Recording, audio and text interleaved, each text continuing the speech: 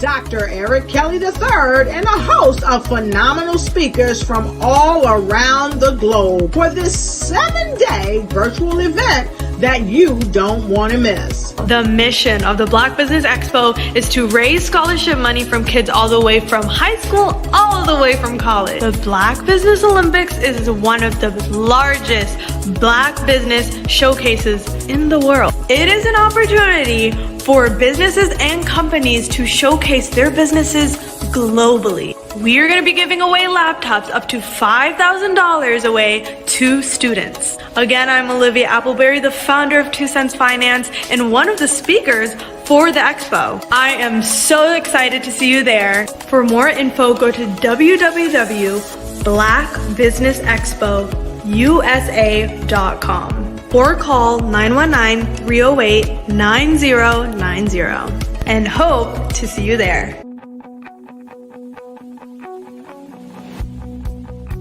I am Black Business.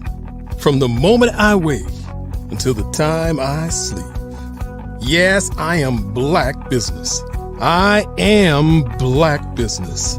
Tell me, are you Black Business? I am Black Business. Do you support Black businesses? Listen, I support Black business because I am Black Business. Black Business Expo, one of the largest business showcases in the history of Black business in the world. The world! Sign up today at www.blackbusinessexpousa.com or call 919-308-9090. I am Black Business. I am Black Business.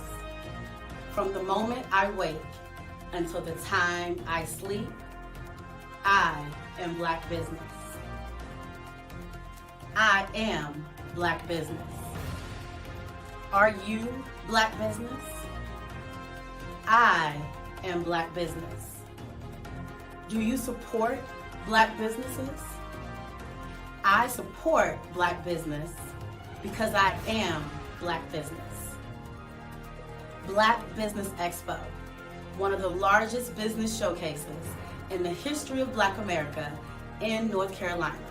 Sign up today at www.blackbusinessexpousa.com or call 919-380-9090. I am Black Business. I am Black Business. From the moment I wake until the time I sleep, I am Black Business. I am Black Business. Are you Black Business? I am Black Business. Do you support Black businesses? I support Black business because I am Black business. Black Business Expo, one of the largest business showcases in the history of Black America in North Carolina. Sign up today at www.blackbusinessexpousa.com or call 919-380-9090. I am Black Business. I am Black Business. From the moment I wake until the time I sleep, I am Black Business. I am Black Business. Are you Black Business? I am Black Business. Do you support Black businesses? I support Black business because I am Black business. Black Business Expo, one of the largest business showcases in the history of Black America in North Carolina. Sign up today at www.blackbusinessexpousa.com or call 919-380-9090. I am Black Business. I am Black Business.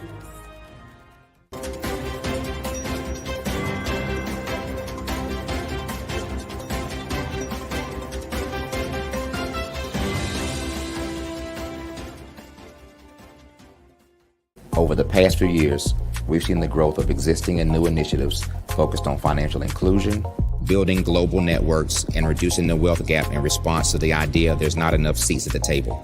Whether their outcomes are to increase the representation of Black executives on corporate boards, ensure an inclusive global economy, or to create new U.S. African commercial pathways, the strategies are often carried out by separate programs.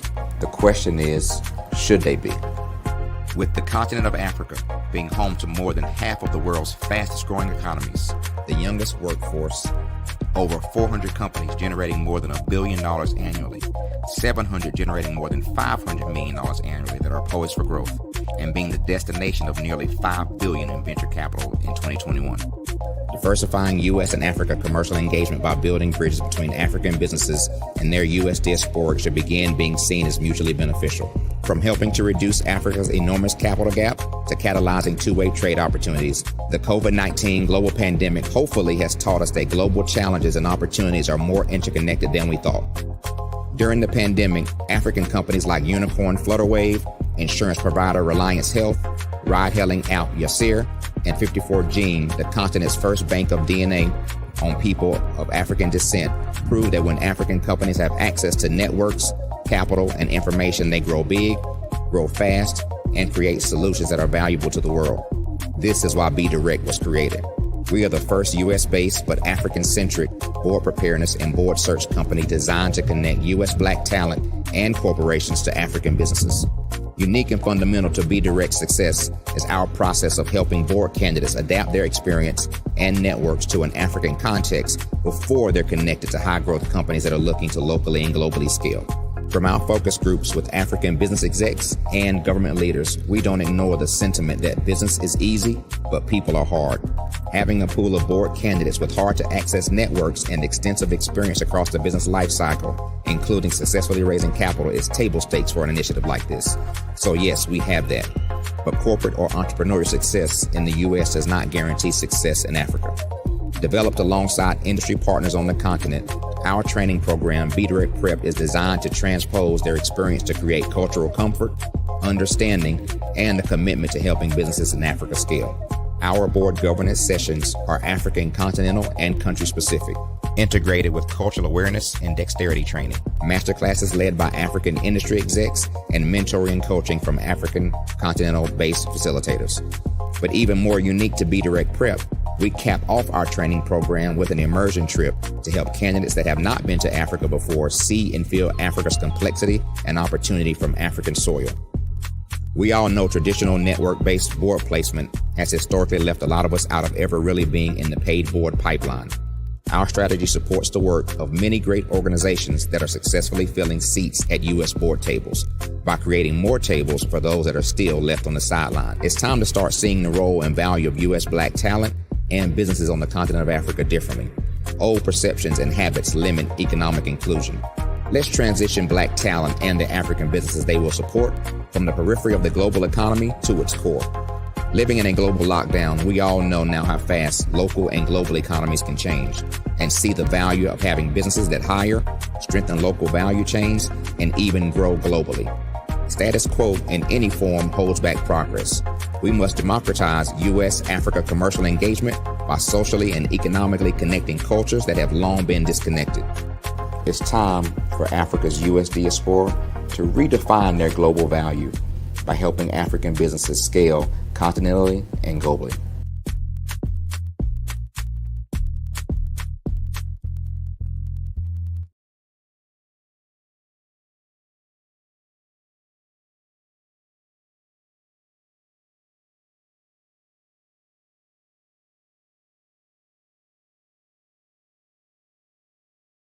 Are you a forward-thinking entrepreneur or business owner? The world is changing faster than ever, and it's time to pivot and adapt to the future. Hello LLC is here to help you do just that. Hello stands for helping enterprises leverage leading-edge optimizations. Our innovative solutions can streamline operations, reduce overhead costs, and give you a competitive edge in a market projected to reach $5 trillion by 2030. By pivoting to the metaverse, businesses can tap into a rapidly growing market that is projected to be a significant part of daily life for 25% of Americans by 2026.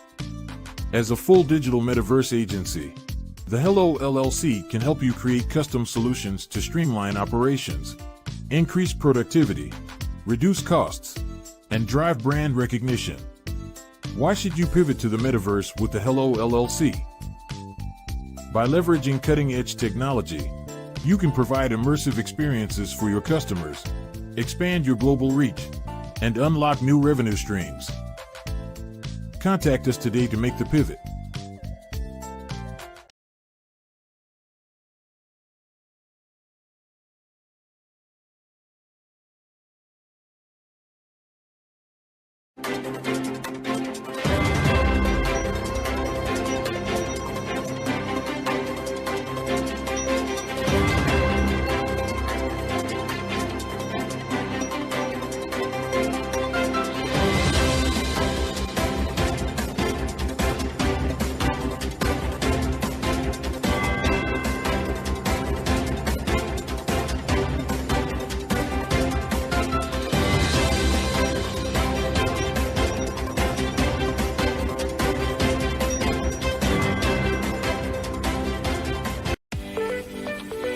You are in the right place at the right time.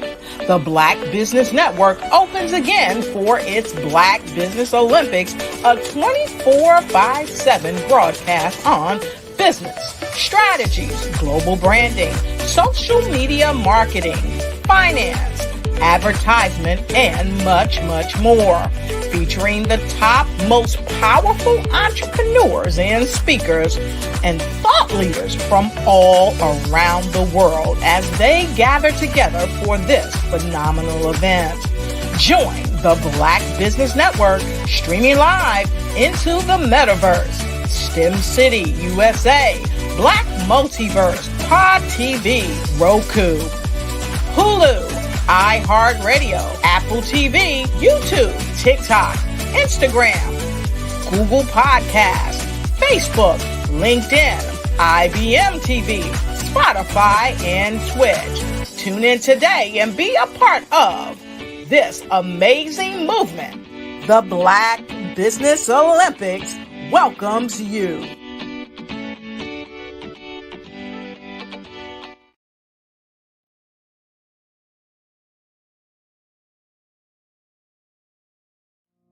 Did you know that approximately 333.34 million businesses exist today, according to a report from 2021? And you may be one of those businesses, or maybe you're not in the business market yet, but you're aspiring to be a business owner. Well, guess what? You're in the right place at the right time. Because let's face it, everything is about timing and opportunity. Hi, my name is Dr. Lotus Richey, and I'm the CEO and founder of the Lotus Richey Coaching and Consulting LLC, along with the Lotus Richey Ignite Show. 15 minutes of success with Dr. Lotus Richey, as well as books to boom your business and bring who you are. And today, I want to bring this amazing message to you about the Black Business Network and the Black Business Olympics. See, the Black Business Network and the Black Business Olympics is designed to help people just like you, that's right, that look like me, to take their business to the next level. Not just in your front yard or your backyard, but globally. The Black Business Network and Black Business Olympics is designed not to just help you survive, but to help you thrive. So join us today as we come together with businesses all around the world to support our students, our children, our young teens, our young entrepreneurs. What we do is we come together to help raise funds for students who are aspiring to be business entrepreneurs, who are aspiring and who are thriving in college. We endow them with a wonderful opportunity to gain scholarship of either a laptop, or several thousands of dollars. And we invite you to help be a contributor to this amazing opportunity to help someone that looks just like you. So join us today at our website and let us connect with you and help you ignite and take flight in every area of your life on the Black Business Network and the Black Business Olympics. I'll see you on the other side.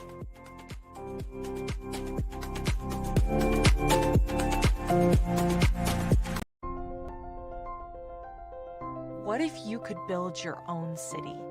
A place where every child can find nurturing people to help them achieve their full potential. A place where every adult can access job training support. Where health education is abundant. Where social justice ruled the land. A place without limitations. Welcome. You have arrived at STEM City USA. It is what every city should be. A safe and trusted community where you find people and resources to help you become everything you are and beyond. STEM City is unlike anything you have ever experienced. It is a digital twin of the world around you, only better. STEM City is about energy and soul renewal. It is more than a digital world. You can almost feel the power of live cultural events, music, and theater. STEM City promises a better future for children with caring mentors and hands-on activities with dedicated tutors to support our youth. STEM City is your passport to a healthy lifestyle with weekly events addressing our community's many issues. STEM City is your financial well-being with helpful information on wealth management, career advancement, job training, and so much more. STEM City is the community you deserve. It is the city where your dreams can come true. STEM City USA, a place in the sky that is accessible to all who reach for the stars.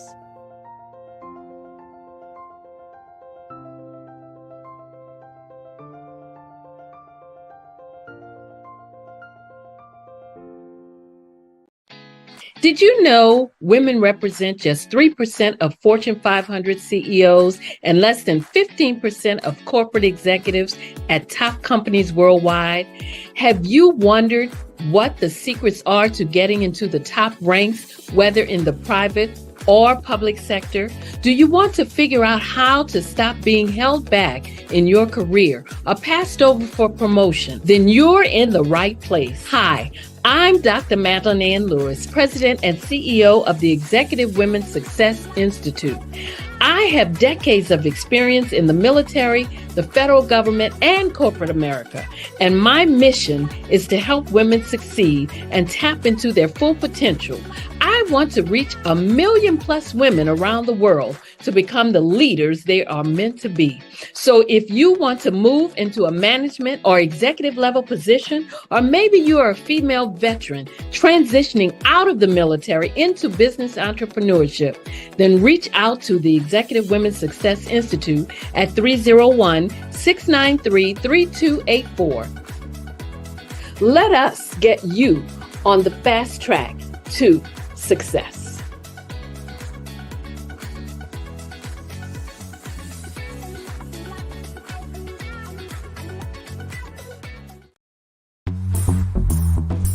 Attention all entrepreneurs and companies. Are you looking for reliable and efficient virtual assistants and back office support to help you manage your business tasks? Look no further than Superwoman Business Services. Our team of virtual assistants provides a full range of administrative support services, including operations management, social media marketing, and much more.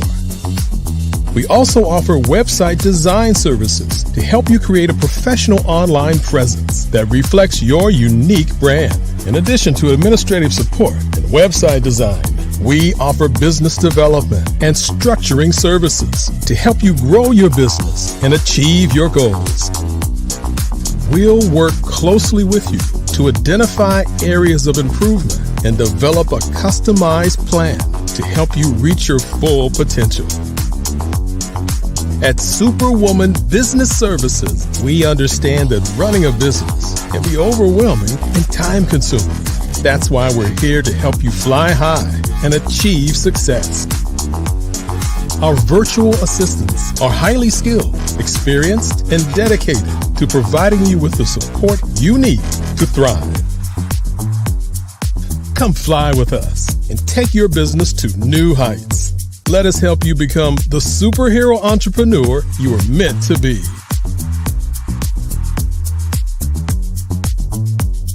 Contact Superwoman Business Services today to learn more about our back office support services.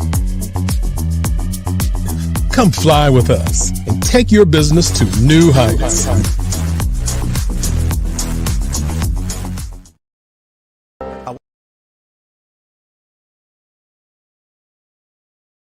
I was born in a little village on the island of Haiti. Many deadly diseases pounded me. It is as if they were on a mission to end my existence on this earth. I refused to give up. In 1983, I left Haiti and came to the United States of America. And I came with $5, 2 shirts. I didn't speak any English. I came to Atlanta. I got a job. I was a doorman. I was a doorman with a dream. What I used to come on stage. I'd rehearse this moment that I'm standing in front of you. That's the power of a dream. Maybe today is the day you begin acting as if you already have it. And then step out with full force. Take a risk. No condition is permanent. Don't let your situation distract you. You are chosen. You are called. You are born for a purpose in this life.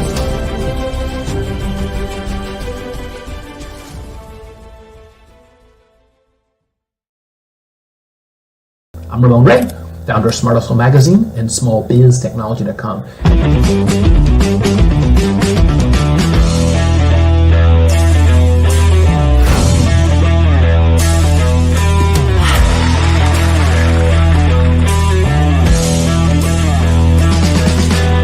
You're here today to celebrate small business success. Stand up on your feet. You rocked the house. It was amazing. Didn't we learn? For me, success comes from failure. One thing not to do is shake somebody's hand like this.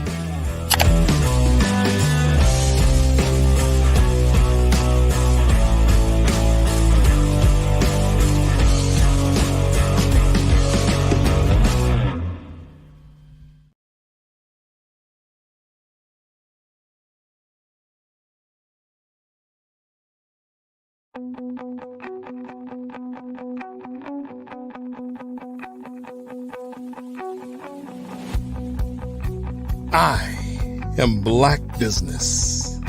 From the moment I wake until the time I sleep. Yes, I am Black Business. I am Black Business. Tell me, are you Black Business? I am Black Business. Do you support Black businesses? Listen, I support Black business because I am Black Business. Black Business Expo, one of the largest business showcases in the history of Black business in the world. The world! Sign up today at www.blackbusinessexpousa.com or call 919-308-9090. I am Black Business.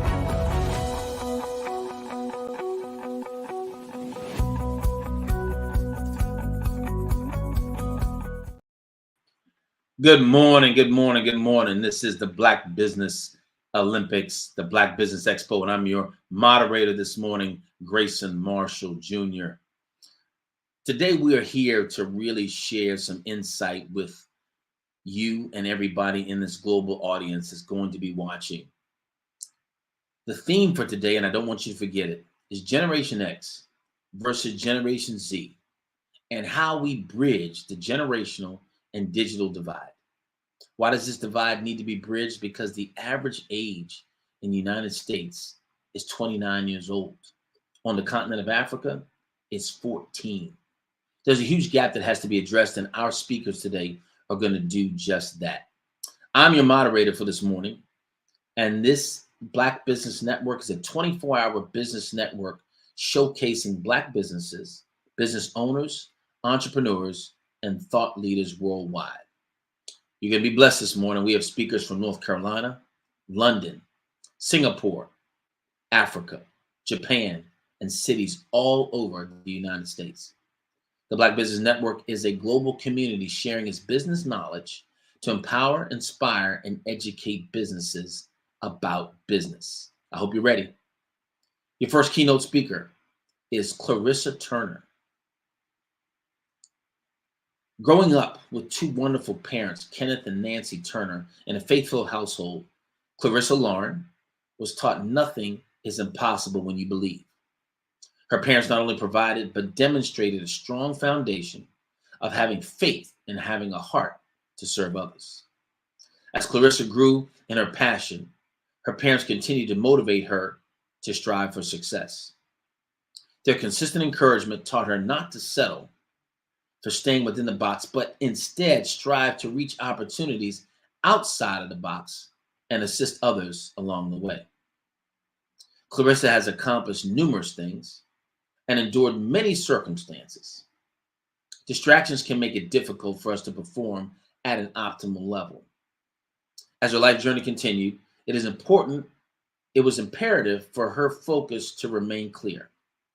Her vision for her personal life, education, and career, and business as well, exemplifies the never underestimating mindset that you need in pursuing your dreams. It is truly the power of focus. Clarissa believes you can always progress forward in your journey of life.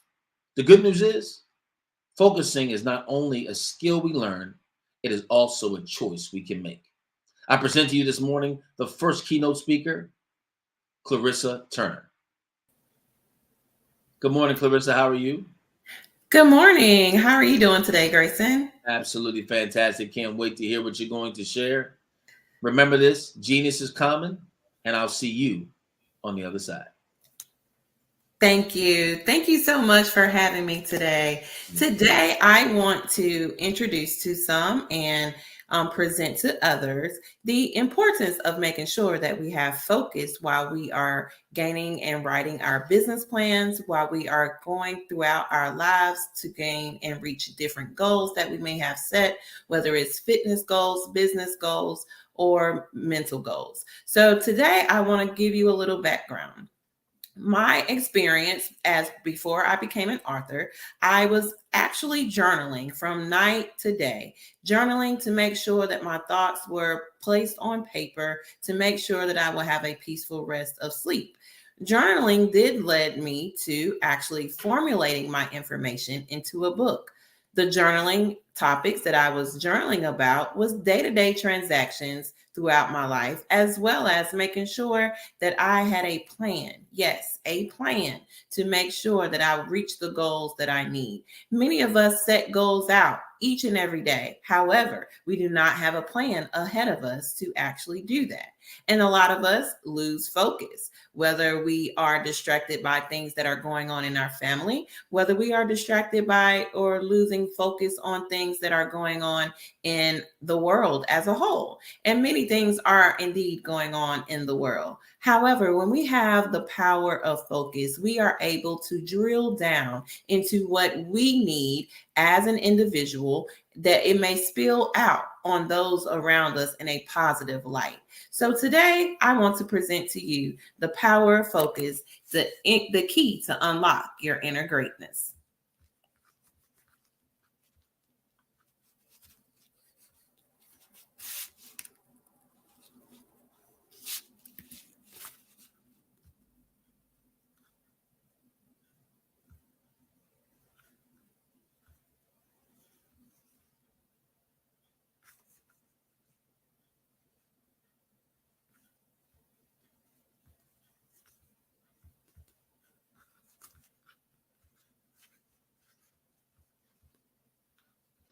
Hey there.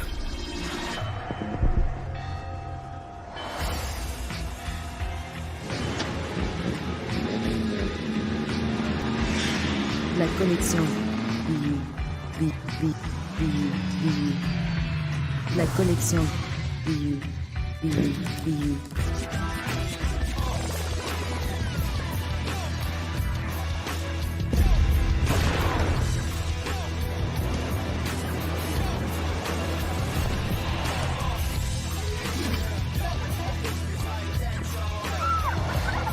In a world obsessed with the cult of celebrity, I challenge you not to aspire to anyone else's greatness, but instead strive to reveal and ignite the greatness within you. Are you serious? I totally think that's it. Hey. No!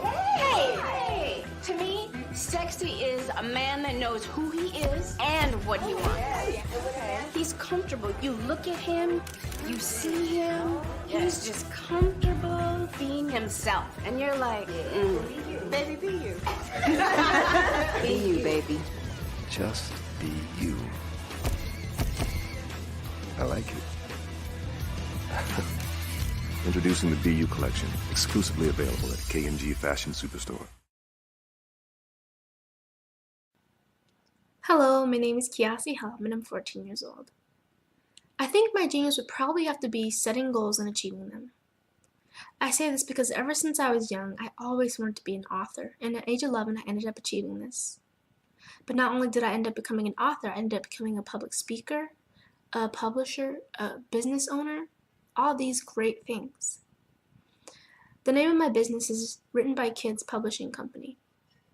I decided to start this company because I thought it was important for me to help kids my age express themselves through literacy and just achieve their own goals. Because to me, achieving goals is the best thing in the world to feel. It's you just achieving things and aspirations that you set for yourself.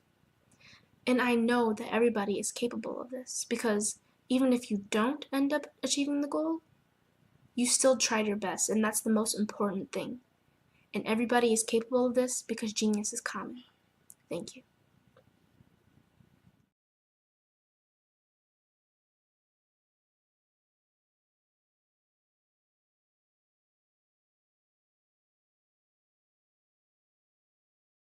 Yo, you are listening to Drill Down Live with your favorite celebrity brand strategist, Sharita Carthon, bringing you the hottest live interviews, tough business drill downs, and the latest brand strategies to help your company grow.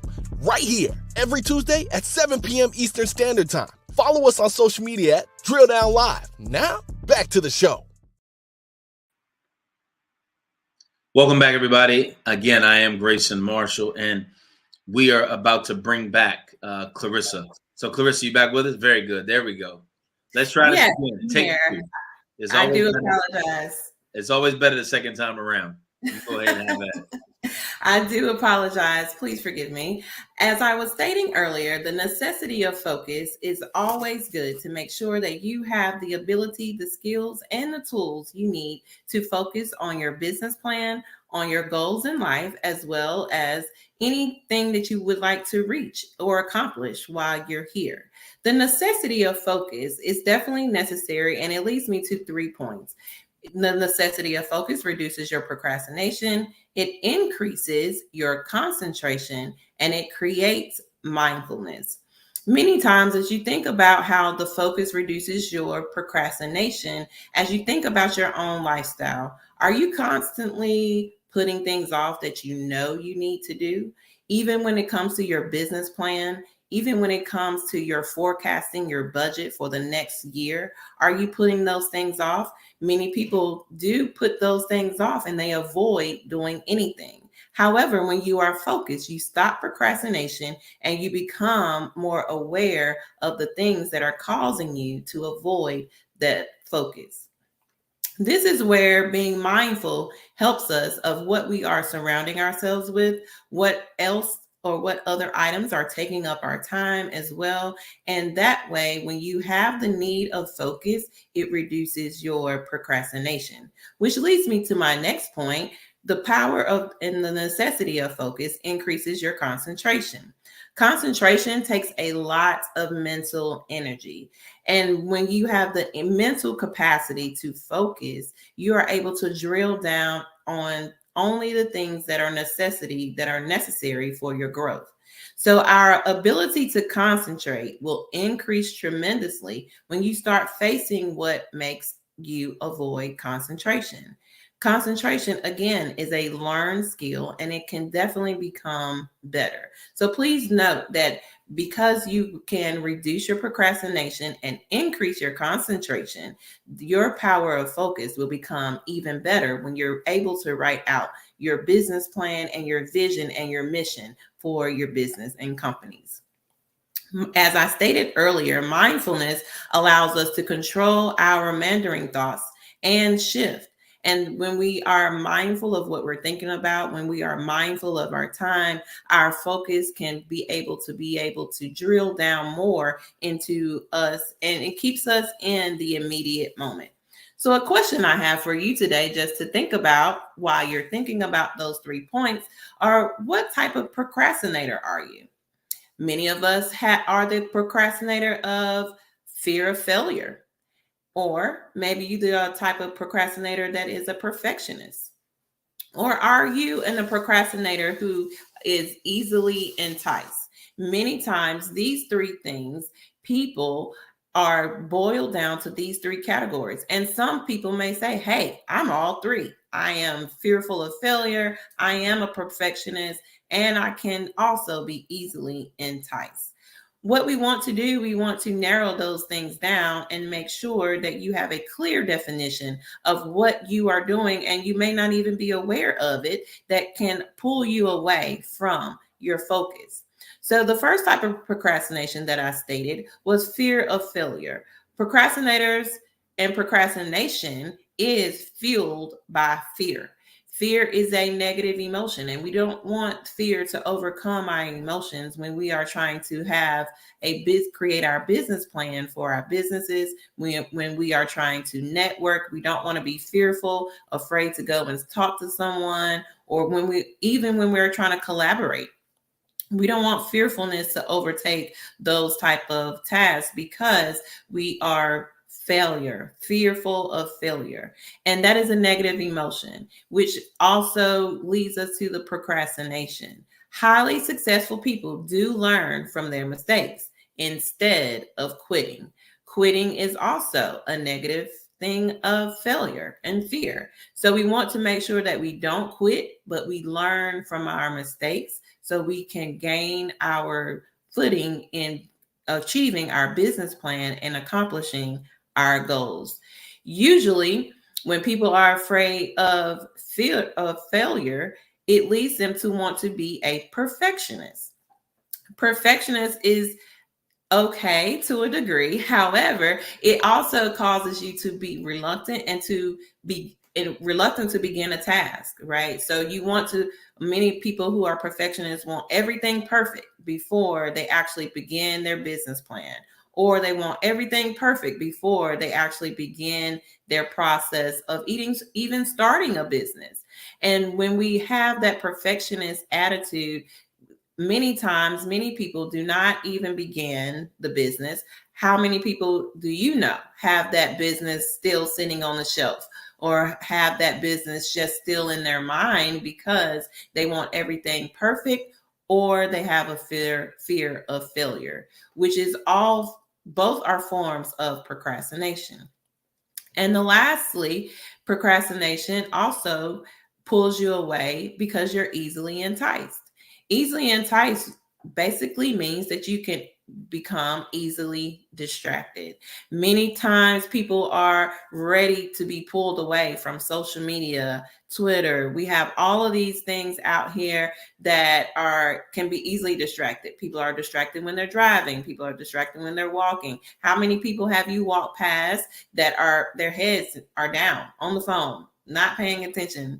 And so you can also be easily enticed when it comes to your business. When you're pulling that laptop up and you know you need to start on your mission and your vision for your business, and then all of these notifications pop up, which delays your process of working on your mission and vision, you become easily enticed. And what we want to do, we want to make sure that those things are not a priority in our life. We want to make sure that turning those things off, no longer being the procrastinator, it leads us to how well do we manage our time. So think about when you are managing your time on a day-to-day basis. If you can scale your time on a scale from 1 to 5, how well do you manage your time? Do you have time enough to do the things that you do? Do you manage your time well? Or do you feel like my management of time needs to become better? Many times people are procrastinating, which leads to not good management of your time. And staying focused and thinking about these things helps us to make sure that our time is managed well, also to become focused on the things that we need to complete. So when we are concentrating on our time management, a lot of times we have to make sure that even when problems come up, whether you hit a wall for applying for a loan, we still want to stay concentrating and focused on our goal at hand. A lot of times people do want to give up because they received that first no, but sometimes that no is just our step back to go back and refocus our vision again, refocus our plan again. And we want to make sure that we are concentrating on those things. A lot of times people want to make sure that their decisions, did I make the right decision? I should have made the right decision. I'm not sure I made the right decision. All of those things go through our head, and we want to make sure that we are writing those things out. We are focusing on the things that we are in need of, which is our mission and vision, and we remove those distractions as we concentrate on our mission and vision. I want to also note that the strongest habit of a highly successful person is their courage to say no to distractions. A lot of people are afraid of the word no. And unfortunately, sometimes you do have to say no to make sure that you are indeed staying focused. And some people suffer from the lack of focus. And those procrastinations, those distractions, being easily enticed, being perfectionist can pull you away from your focus. So I want to make sure that you are making great decisions when you're focusing. You know that you make better decisions when you're focusing. And a lot of people do not realize that they're making not so good choices because they lack the power of focus. So I want to leave you with a few strategies for making sure that your focus is never unbreakable. Yes, I said never unbreakable. We want to be strong. We want to make sure that when we feel a distraction is coming, we can say no, we can move forward. We are bold in our steps when it comes to networking and collaborating because we have a business plan that we want to see succeed. We have a mission that we want to see accomplished, and we have a vision that we want to see fulfilled. So strategies for making sure that you do not have your focus does not become unbreakable. One would be to train your brain, right? A lot of people are like, train your brain. What does that mean? Training your brain builds your confidence. Yes, when I say build your confidence and train your brain, that's exactly what I mean. It builds your confidence, whether it's something that you're thinking about doing, whether you're something that you're already doing. We want to train our brain to make sure that we have the confidence in knowing that our business is the best business out here. Yes, we can collaborate. Yes, we can network. And we're going to give you all of the services that our clients are looking for because we have trained our brain to do so. Many times, many businesses, yes, we have training for employees. We have training for new people who come into our building. We have training for everything else. We have training, for example, on the sports fields. We want to train our brain as well mentally to make sure that we are staying focused on what our business is here to do and serve the community. For example, I would also encourage you to train your brain with positive affirmations. So when you are positive about your outlook on your business, when you are writing down your positive affirmations, take those action steps as well when you're training your brain to encourage yourself to, yes, I'm going to gain 3 more clients today. Yes, I'm going to make sure I collaborate with another business so we can serve the community larger and better.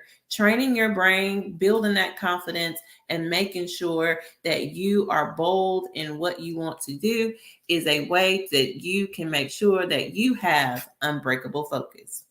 The second strategy I would like to leave you with today is plan it all out.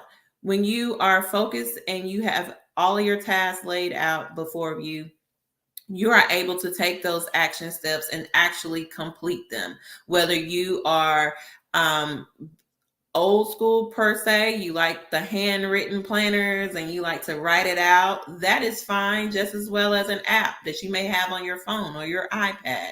Lay all your tasks out where you can delegate if you need to delegate.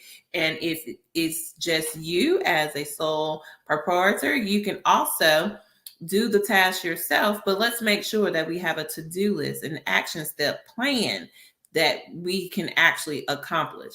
And if you don't accomplish something for one day, again, don't lose focus on the thing that actually needs to be accomplished. You move it to the next day and make that your priority for the next day to make sure it is complete. And if you have a team and you're working with a team, let's make sure also your team has the plan that you have. It's important and imperative that your team plans the same way that you are planning, to make sure that the ball is not dropped by any means. What I do appreciate a lot of times is that a lot of teams and companies and businesses have either monthly meetings, weekly meetings. I know my team and I, we have a Friday check-in. And a Friday check-in is going over the goals that we have set from the week prior to, and did we actually accomplish them? And did we accomplish them successfully? And what steps can we plan out for next week to make sure that those things are complete? And that is the second thing to make sure that you have unbreakable focus when you are starting your business or continuing your business for growth as well. And the third thing for having an unbreakable focus is to always make sure that you practice mindfulness. And yes, I stated this earlier, but actually putting mindfulness into action. And what I mean is sitting in that quiet place now that the leaves are falling, we have the fall weather, it's a little brisker outside, taking that brisk walk to clear your mind, or sitting out in the park for the moment, quiet time, no cell phone, no watch buzzing off, right? We have all these devices that, again, can cause us to procrastinate. However, when you practice mindfulness in that quiet space, you can always bring your focus back to the forefront. Whether you are, again, writing it down in a journal format, whether you are placing it in a digital electronic device, practice your mindfulness for your business. Making sure that you have your focus on exactly what your business is set out to do. If you are looking at your results from your monthly meetings and your plans, and you see that you are drifting away from your vision and your mission, it's time to practice mindfulness so you are aware of what is going on in your business and how to surround yourself with the moments to actually bring in your focus. So a lot of times our thoughts can shift us from day to day, from yesterday to the day before. And having that mindfulness allows us to take the time to train our brain to also plan it all out, as well as so that you will have unbreakable focus. And as we know that all of the steps that I left today for you to have an unbreakable focus, it brings the positive energy into not only yourself, into your mind, into the people around you as well. We are the shining light of our business. We are the brand of our business. And if we see you out and about, are you reflecting the mission and vision of your business? And you can honestly say yes or no. And if you can say yes, because you are focused on your mission and the vision that your business is set out to do. A lot of times we want to make sure, again, that we are reflecting our goals that we have accomplished in the community as well. A lot of our businesses are community driven, and the community relies on our businesses. And we are a reflection of what the business always entails. So when we are drilled down into the power of focus and we have the key to unlock the inner greatness within us, ourselves, it will also flow into our businesses as well.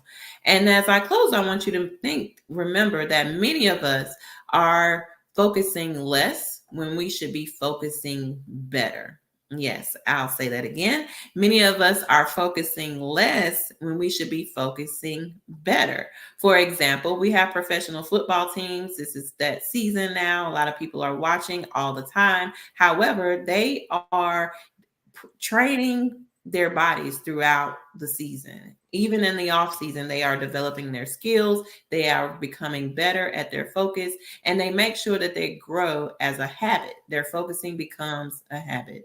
So a quote to remember is, stop waiting for the perfect time to start. The time will never be perfect. So get focused right now.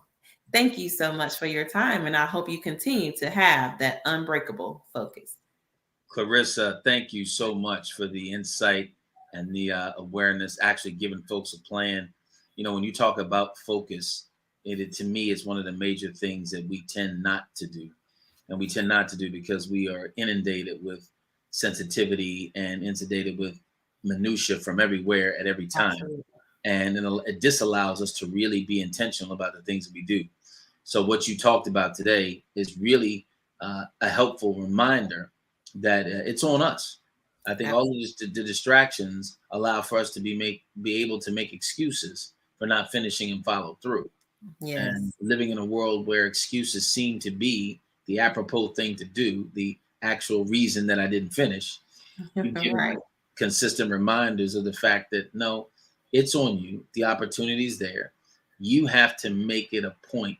You have to be intentional and focused on where you need to be. You know, Exactly. you mentioned right at the end, there really is no perfect time, but the right time, and that's right now. And that's what has to happen. So I hope and pray that everybody who listened now or will watch later can take something from your exchange and really be able to apply something to their lives. I think when you get all this information at one time, sometimes it can be overwhelming and inundating. But I tell people, can you just take one thing? Right. If you just take one thing out of there and apply that to your life right now, it begins to change. Before you go, if you had to give them one specific thing out of everything that you shared, that one thing that you believe can really be the catalyst to them engaging in a different way to produce different results, what would that be? I would definitely say not making sure that you do not procrastinate. So a lot of times, as I stated earlier, people always want to put it off to the next day, put it off to the next day. And when you look up, as we are right now, the year is over, right? Like we're already in quarter 4. Mm-hmm. So making sure that your procrastination doesn't overtake your action steps. And when you do not, and when you make sure that your procrastination doesn't take over your action, you are able to drill down and make sure that your focus is unbreakable. because procrastination seems to create doubt and frustration. And those are things that are not attributed positivity to where I want to go.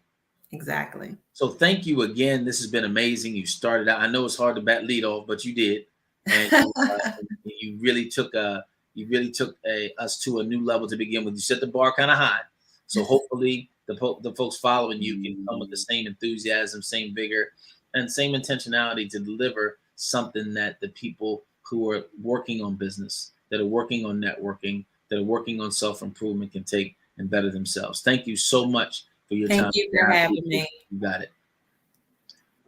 Everybody, that was Clarissa Turner, and she had just shared more about focus. I wanted to make sure that you knew about our scholarship. Now, the scholarship here is something that this whole expo is about. It's about giving back for sure.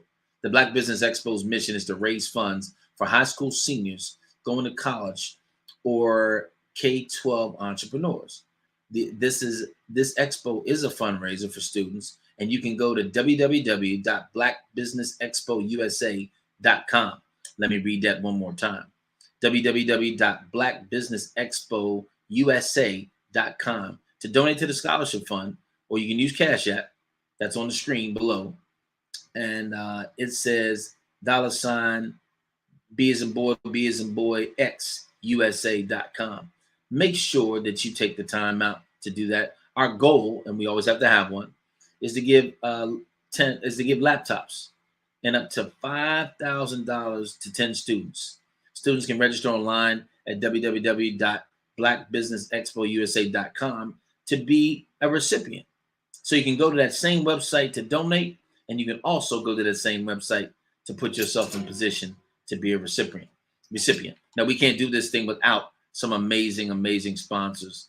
And the sponsors for this event are as follows: NC100, Moody Capital Partners, Suede Soul, Lotus Ritchie Coaching and Training, Carolina, Virginia Minority Supplier Development Council, Step Management, Barbara H. Smith, LLC, Margie McLean Foundation, Genius is Common, Earth Essentials, Mullane Shawnee Global, Executive Women's Success Institute, The Quality Coaching Company, Superwoman Business Services, Creative Force Studios, Lee Entertainment, Artistic App Design, and the Black Business Expo USA.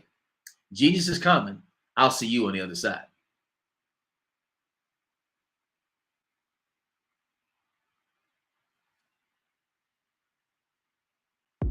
The Black Business Network and Black Business Olympics are essential platforms for Black business owners globally.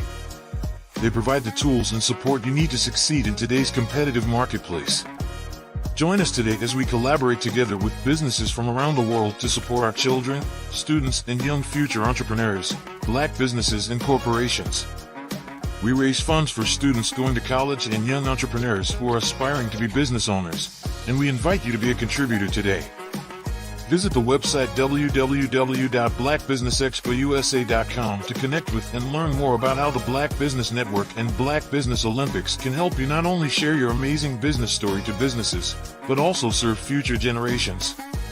Hello, my name is David Jones, CEO and co-founder of the Hello LLC, where we help businesses build a culture, brand and experience, and leverage technology to pivot into Web3.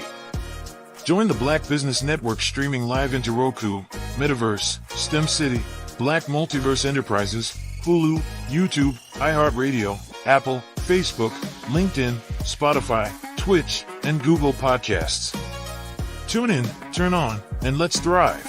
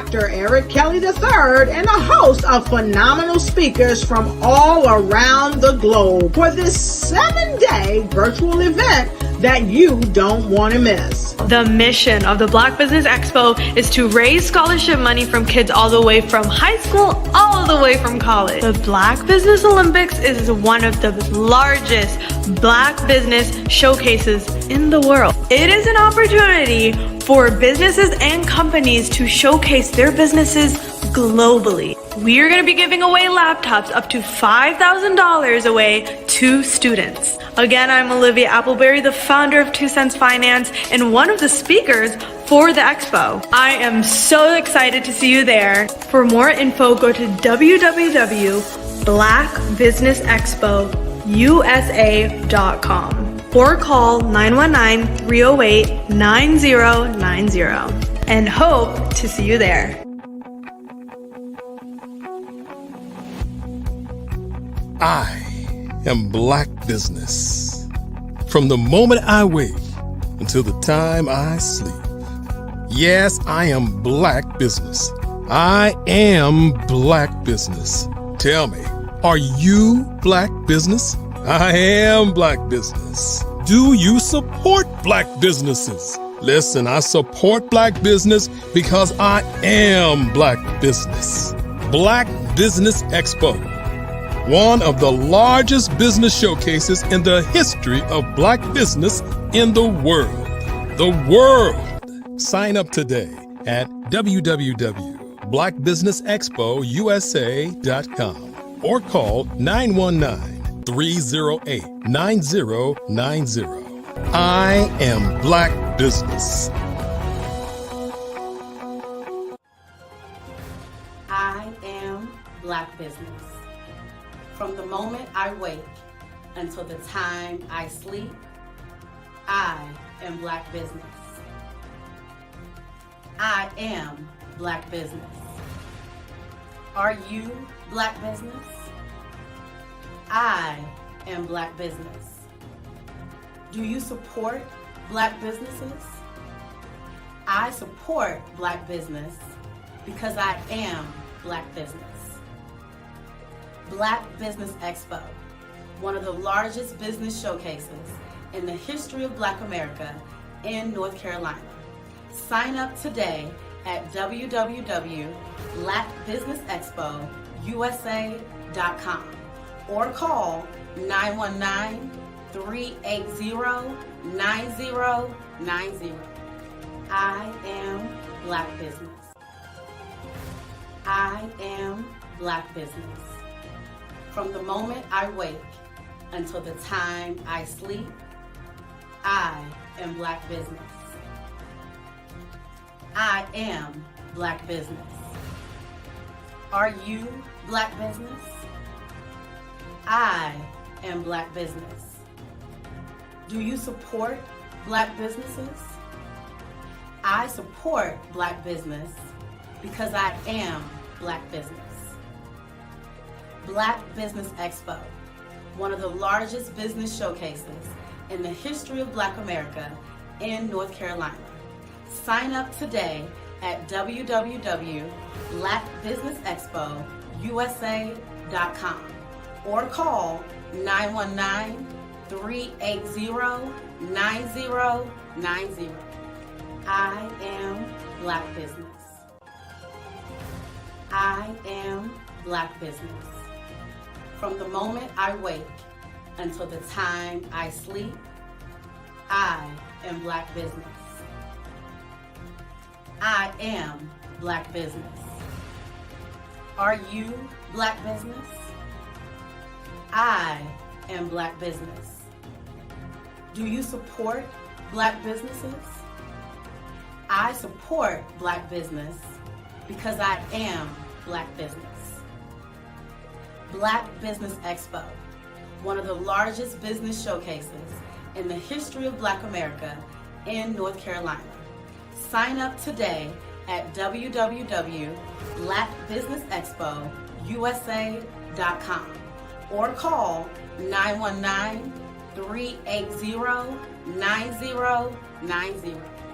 I am Black Business. I am Black Business.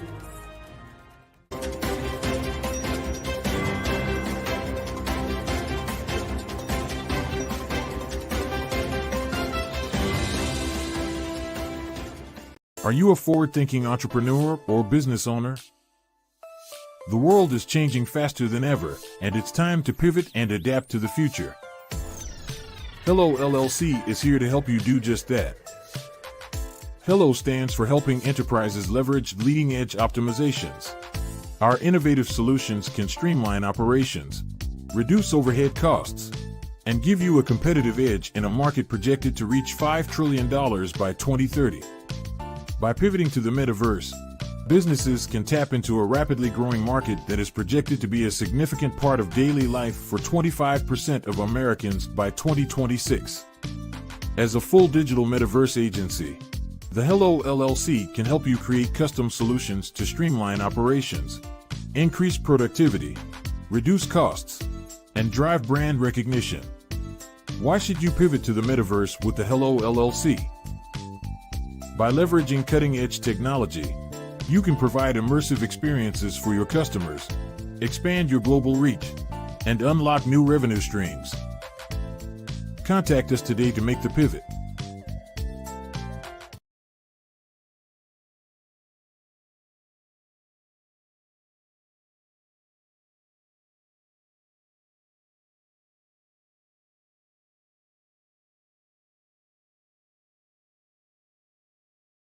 I am from Washington, D.C., but I was raised in Durham, North Carolina.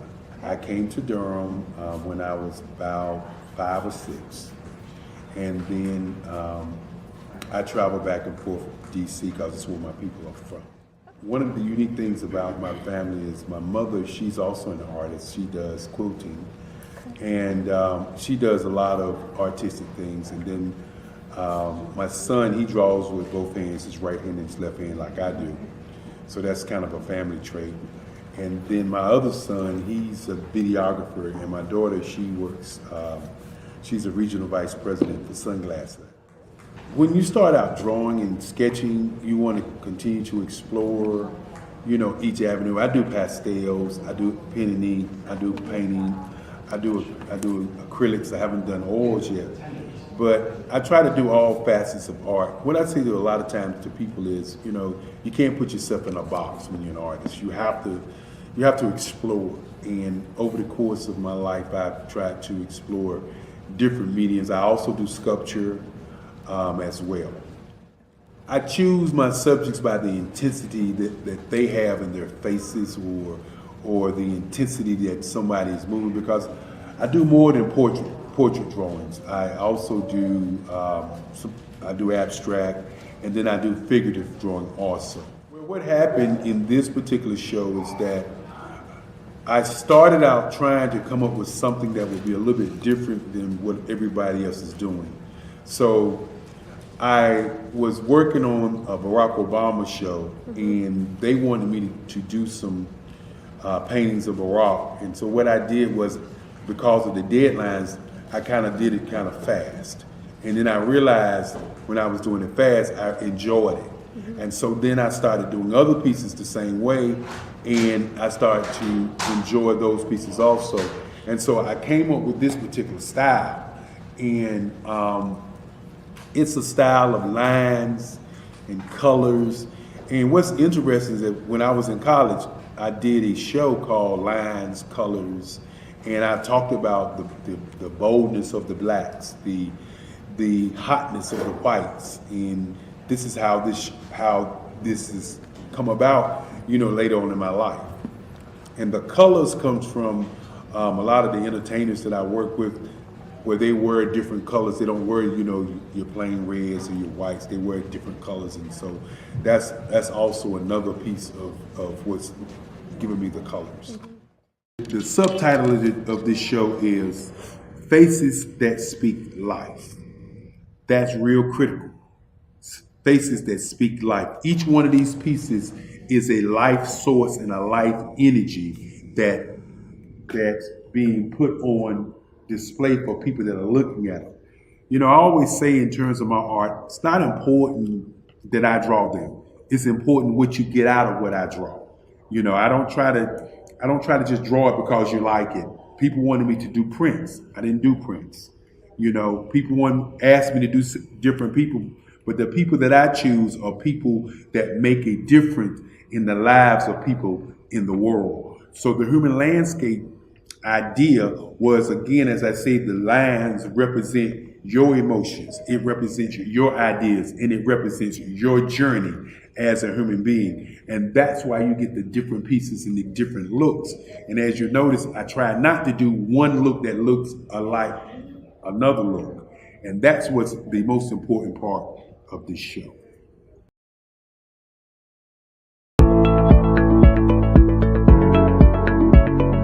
Prepare for what's coming and dominate in economic winter.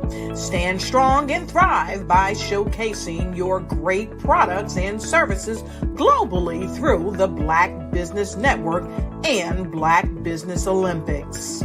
The Black Business Network has showcased over 2,000 companies with over $7 billion in sales each year. Over 10 million attendees have viewed the rebroadcast each month. Through the Black Business Olympics, unique styles of business training and mentoring are turning students into business owners and entrepreneurial warriors who will dominate in any economy. Gain the ultimate advantage of the Black Business Olympics, 7 days of unbelievable topics and speakers speaking around the globe. Donate your time and experience to provide expertise and scholarships to students worldwide and change the world. Now, more than ever, new insights, tools, strategies, and capabilities are needed.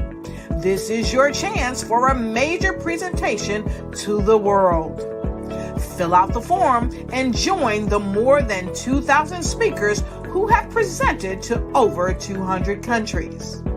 Join the Black Business Network streaming live into the Metaverse, STEM City, Black Multiverse Enterprises, Hulu, Amazon, YouTube, iHeartRadio, Apple, Facebook, LinkedIn, Pod TV, IBM TV, Spotify, and Google Podcasts. Sign up today. Spaces are limited, and we will see you there.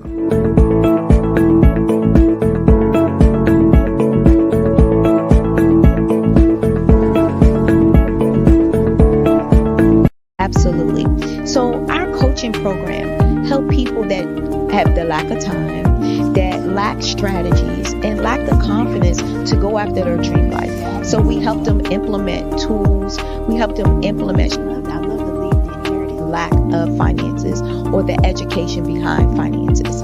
But it wasn't until I lost my firstborn, my only son, that life changed for me. And where I was going after it all, living the corporate life, hit my 6-figure income, and living in my dream house with my dream man, driving my dream car. Wow. I nearly lost it all when I lost my son. And so I realized it only takes one financial catastrophe that can change your entire life. That's what made me start All New Beginnings. Because no matter what's going on in life, there's a new beginning. And because of that, we develop a program called Wise Minded. My little slogan is, don't just dream it, let's live it. If they want to connect with you or work with you, what is the best ways for them to be able to do that? Well, for my social media guru, you can connect with me on every single social media platform as Tanya T. Rose.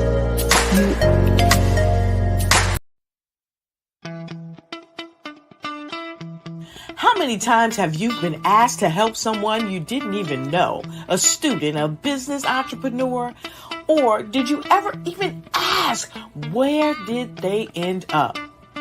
That business, that friend, that entrepreneur. Well, just maybe they ended up in a gang, bankrupt, homeless, or worse, dead. Maybe they turned to crime, drugs, and alcohol. Did you ever wonder? Did you destroy their dream, or was your life always so easy? At the Black Business Olympics, we started a movement to help students complete Give them hope and foster success. Help them to leave their dreams of providing laptops, computers, and up to $5,000 in scholarship funds. Today, we ask you to help a student, a business owner, or an entrepreneur to realize their dream by sponsoring them, supporting them, and buying from them. Consider this. With $1.6 trillion in our Black community, we only ask for a small donation for our students, our businesses, and our entrepreneurs. And you can change a life today. So I ask you, what are you going to do?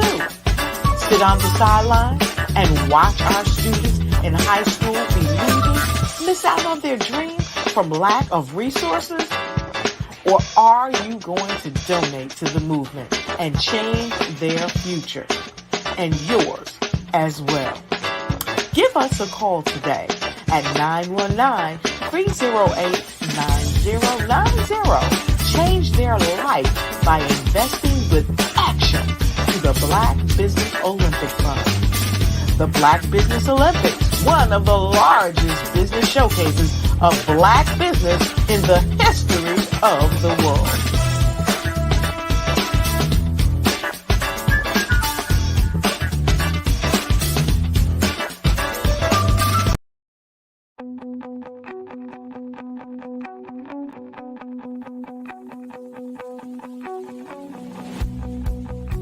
I am Black Business.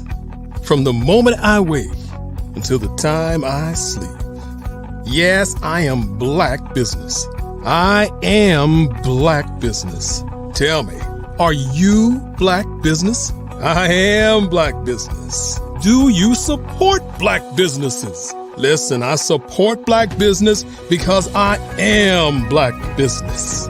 Black Business Expo, one of the largest business showcases in the history of Black business in the world. The world! Sign up today at www.blackbusinessexpousa.com or call 919-308-9090. I am Black Business.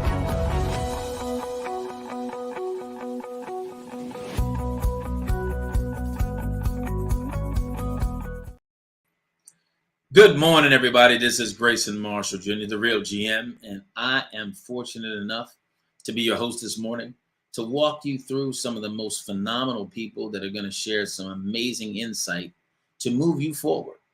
This is the Black Business Network, and it's a 24-hour business network, and it's always showcasing Black businesses, business owners, entrepreneurs, and thought leaders worldwide.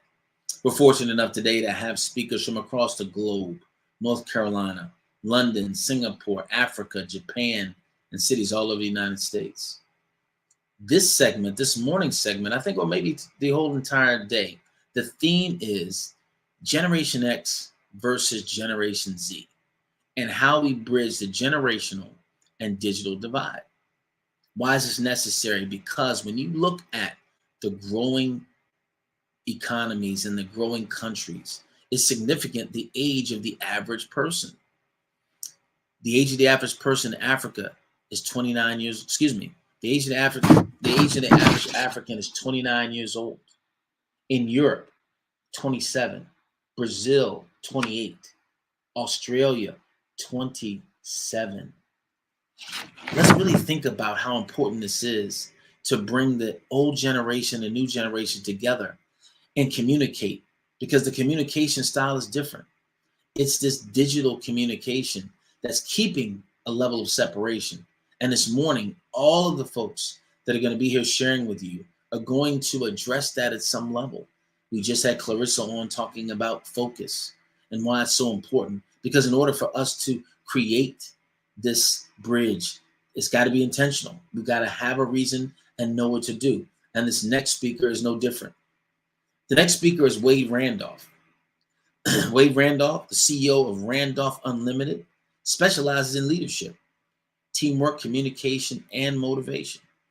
He's the author of the book, Stay Strong Through the Strong and Leadership 911. Additionally, he's a co-author of the #1 best-selling book on Amazon today, titled World-Class Speaking in Action. Mr. Randolph is unlike other speakers and trainers because his expertise is derived not only from in-depth study, but also from real-life business experience. For the past 17 years, Mr. Wade Randolph has traveled nationally and internationally, speaking to business audiences on the best practices in leadership, teamwork, communications, motivation, and neurolinguistics, NLP. Additionally, Wade constantly shares new strategies for improving performance and productivity in the workplace. One of the highlights of his speaking career was giving the live presentation at Westminster Hall in London, England. Wade Randolph is dedicated to motivating and training today's business professionals to be achievers, leaders, and history makers. He often tells his audience his goal is to help them grow more, achieve more, and be more. Wade believes people can do almost anything if you help them improve their mindset, skill set, and strategy. I present to you Wade Randolph. Mr. Randolph, you are muted. I need you to unmute. Good morning, Grayson. Good morning, sir. Very, very nice to meet you. And I want to remind you that genius is coming. Great. I concur with that. So we're going to do a little fireside chat, my man, if that's good with you. Absolutely. For me, having a conversation with intellectuals that are accomplished and established is a wonderful thing. So I'm looking forward to this conversation. So let's do that. So I heard your conversation with Clarissa and very enlightening. What comes to my mind is sometimes people just accept the day as it is. And sometimes you got to demand that your day go good. Absolutely. And I think that when you're looking at that as a need and necessity, because we've been given complacency as an alternative drug that we don't mind being sedatively addicted to, we have to make some significant changes. And you are going to be sharing some of that today, because intentionality, purpose, and meaningful approach is got to be a part of what you and everyone else on this platform today is going to be sharing with people. Exactly. So, sir, I'll leave it to you. I'll follow your lead based upon whatever questions you have as far as what the audience needs. Absolutely. Well, let's start with this. You are an authority in leadership. You're an authority in the success in the business world. Everything starts with leadership. How did you get started in leadership training? Getting started in anything that you love and you embody sometimes takes a lot of twists and turns. I'm not supposed to be here. To tell you honestly, the reality, I used to run real estate firms, and what transpired, I always tell my business professionals, life's like a merry-go-round. Sometimes you're up, sometimes you're down. You just never know where business is going. And the owner came to me that I was with the firm, and I with the firm at that time, and he says, we're making some changes. And I said, that's good. Let me know whenever you get through the changes. I'll be happy to see what happens. He said, no, I need you in my office by 2:00. And I said, well, that's fine. And he said, Mr. Randolph, you need to be there at 2:00. I said, okay. So naturally, I arrived. Whenever you have an owner that tells you there's an important meeting, you want to get there before time. So I arrived at 10 minutes to 2:00. Right. He said, we need to have a talk, young man. He said, I'm making some changes that I told you earlier, and we are considering that we want you to step up and be a manager. Yeah, Grayson, I didn't have any management experience at all.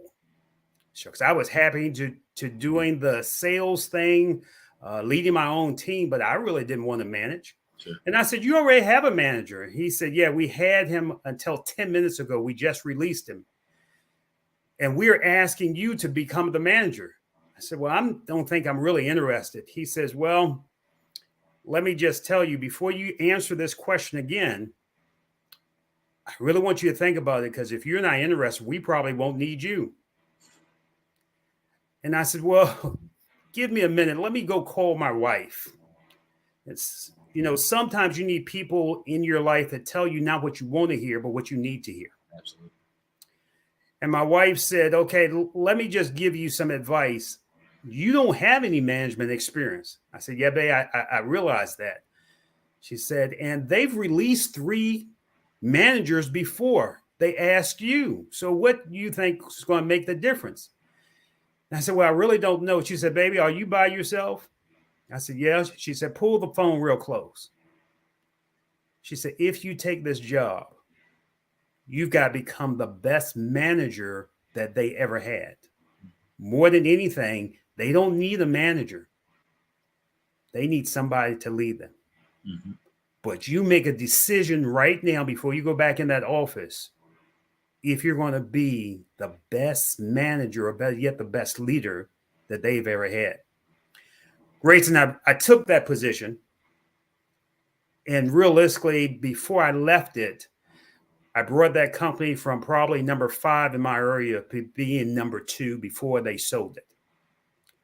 You see, sometimes you've got to be willing to go through being uncomfortable in order to find your true message, your true ability, and the true essence of what you can do. As you said earlier, sometimes we get too comfortable being comfortable. Mm-hmm. That's exactly. I found over the years that it becomes a sedative that we literally become addicted to. And you made a different differentiation there that I want to delve into a little bit deeper. Sure. They wanted to hire you to be a manager, but your wife told you that you need to be a leader. Yes. And I think oftentimes people confuse those two, even though they can both have similar responsibilities. There's a significant difference between someone who's leading and someone who's managing. Can you delve into what that difference is? Because I think a lot of people have the misconception that if they're managing, they're leading. Sure. They're truthfully two different, very different approaches and very different applications. Sure. So let's talk about leadership real quick, and then I'll give a definition of management. I always tell my audiences that leadership, I define it, and one of the best definitions I've ever heard is from by a president, John Quincy Adams. Now, most of us don't even remember Adams was a president of the United States. Yes, I want to say from memory, the sixth president. Mm-hmm. But here's what he said that enlightened me. He said, if I can help a man do more, achieve more, become more, then you are a leader. So here's the question we have to ask. Who are you helping, regardless of what profession you're in, regardless of what business you're in? Who are you helping become more? Who are you helping achieve more? Who are you helping in your environment to dream more? Because right now, more than ever before, people are looking to become more than they are and to dream more, to achieve more. Who are you helping expanding beyond their limitations to become the best individual that they can be? Mm-hmm. You see, let's not get it twisted. Management is handling the resources that we have. Mm-hmm. But as you alluded to, in order to grow, in order to have a business, in order to have a thriving business, and anybody that goes in business wants to have a thriving business, you better be willing to break out of that box and say, how do I break out of the limitations and make myself stand out to be the best leader instead of managing or manager that I can be? I think people oftentimes, relate leadership and management to title. And I think oftentimes they think that if I have a title that requires submission or subjection to my authority, then I am a leader. And I think that's a true misconception when it comes to it, this whole dynamic of management and leadership.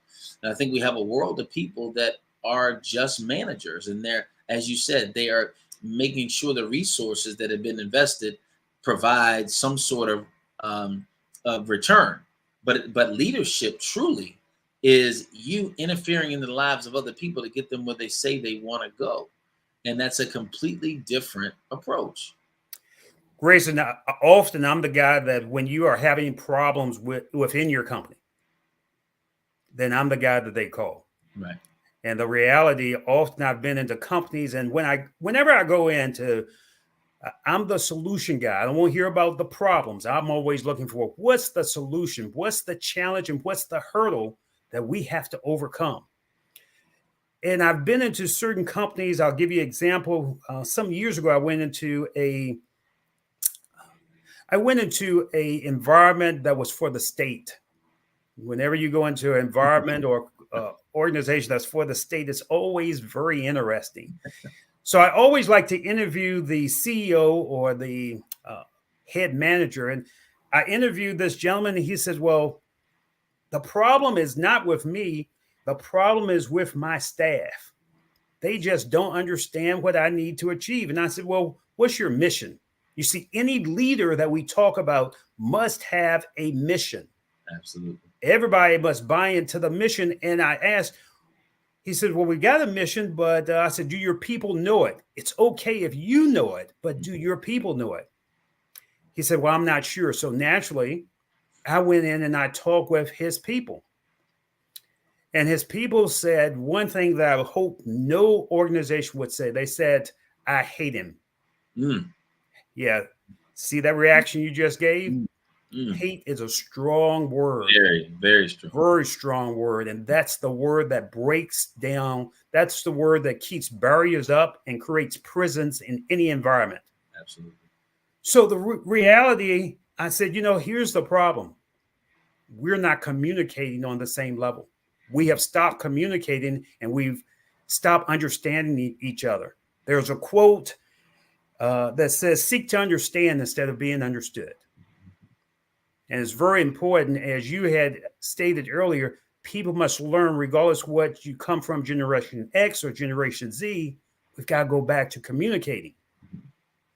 So I brought them together and I said, here's what I think we need to do. Let's interview each other and let's ask each other, how is it that we can get better and how is it that we can come together? When I did that, the CEO at that time says, I just want the best for my people. And even though they don't understand me and my methods, I just want to raise them up. When he said that, the whole room went quiet and we broke through the prison and the limitations that those people for the next 3 years worked as a great unity to become a better organization. Awesome. Here's the point. How are you communicating with the people around you? How are you? And I want any business owner to really write this word down. How do you show the people around you that you care about them? You see, a leader must care about his people and not so much about the dollar. Because if your people know that you care about them, then they will uphold the mission. And from the mission, the money will come. How do you care about your people? That's absolutely phenomenal. I've always shared money should never lead, it should always follow. You talked about communication, and I think a way that most people today don't communicate, they talk. And that's part of the problem. Communication is a two-way street. But in your book, How to Lead During Times of Change, Challenge, and Chaos, in this world that we're living in right now, those 3 C's are more evident and obvious than ever before. Sure. And we are in search of, I believe, as a group of people, we're looking for leaders, not people with titles, not elected officials. I think we're looking for leaders that can truly do just what you described, communicate with people, really bring a caring concern, I'll use the word love, into this place where actually they can be nurtured and grow into the place that they are supposed to be. But how do you lead in these times of the 3 C's, challenge, change, and chaos? Is it different from any other time? We often put leadership in a box. And it cannot be in a box. The way that you lead might be different from the way that I lead. But what do your people need so that you have to? I tend to tell my clients, you have to be an example instead of a warning.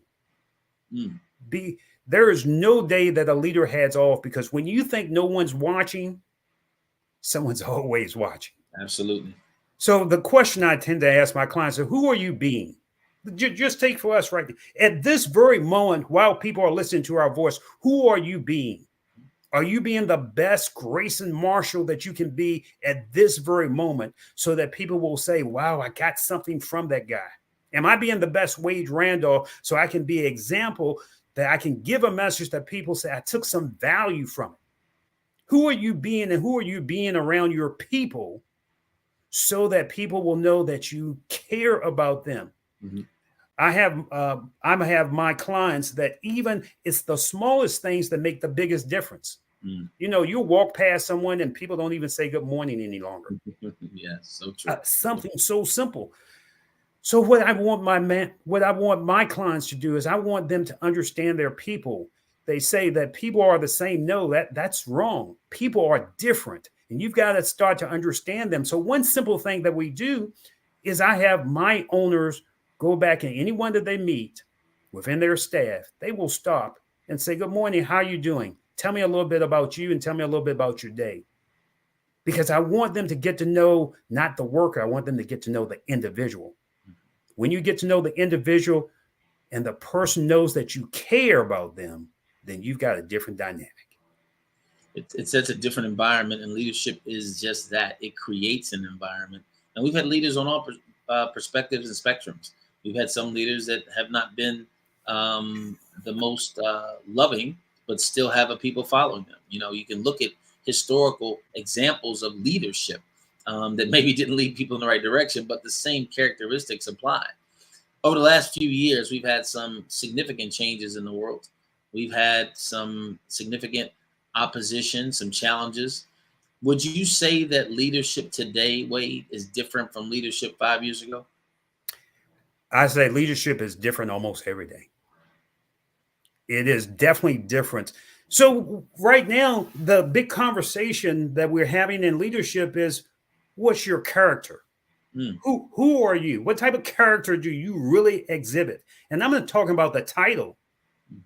You know, we often get caught up in the titles, but who are you behind your words that you will give your word and people will say, if you've said it, I can believe you.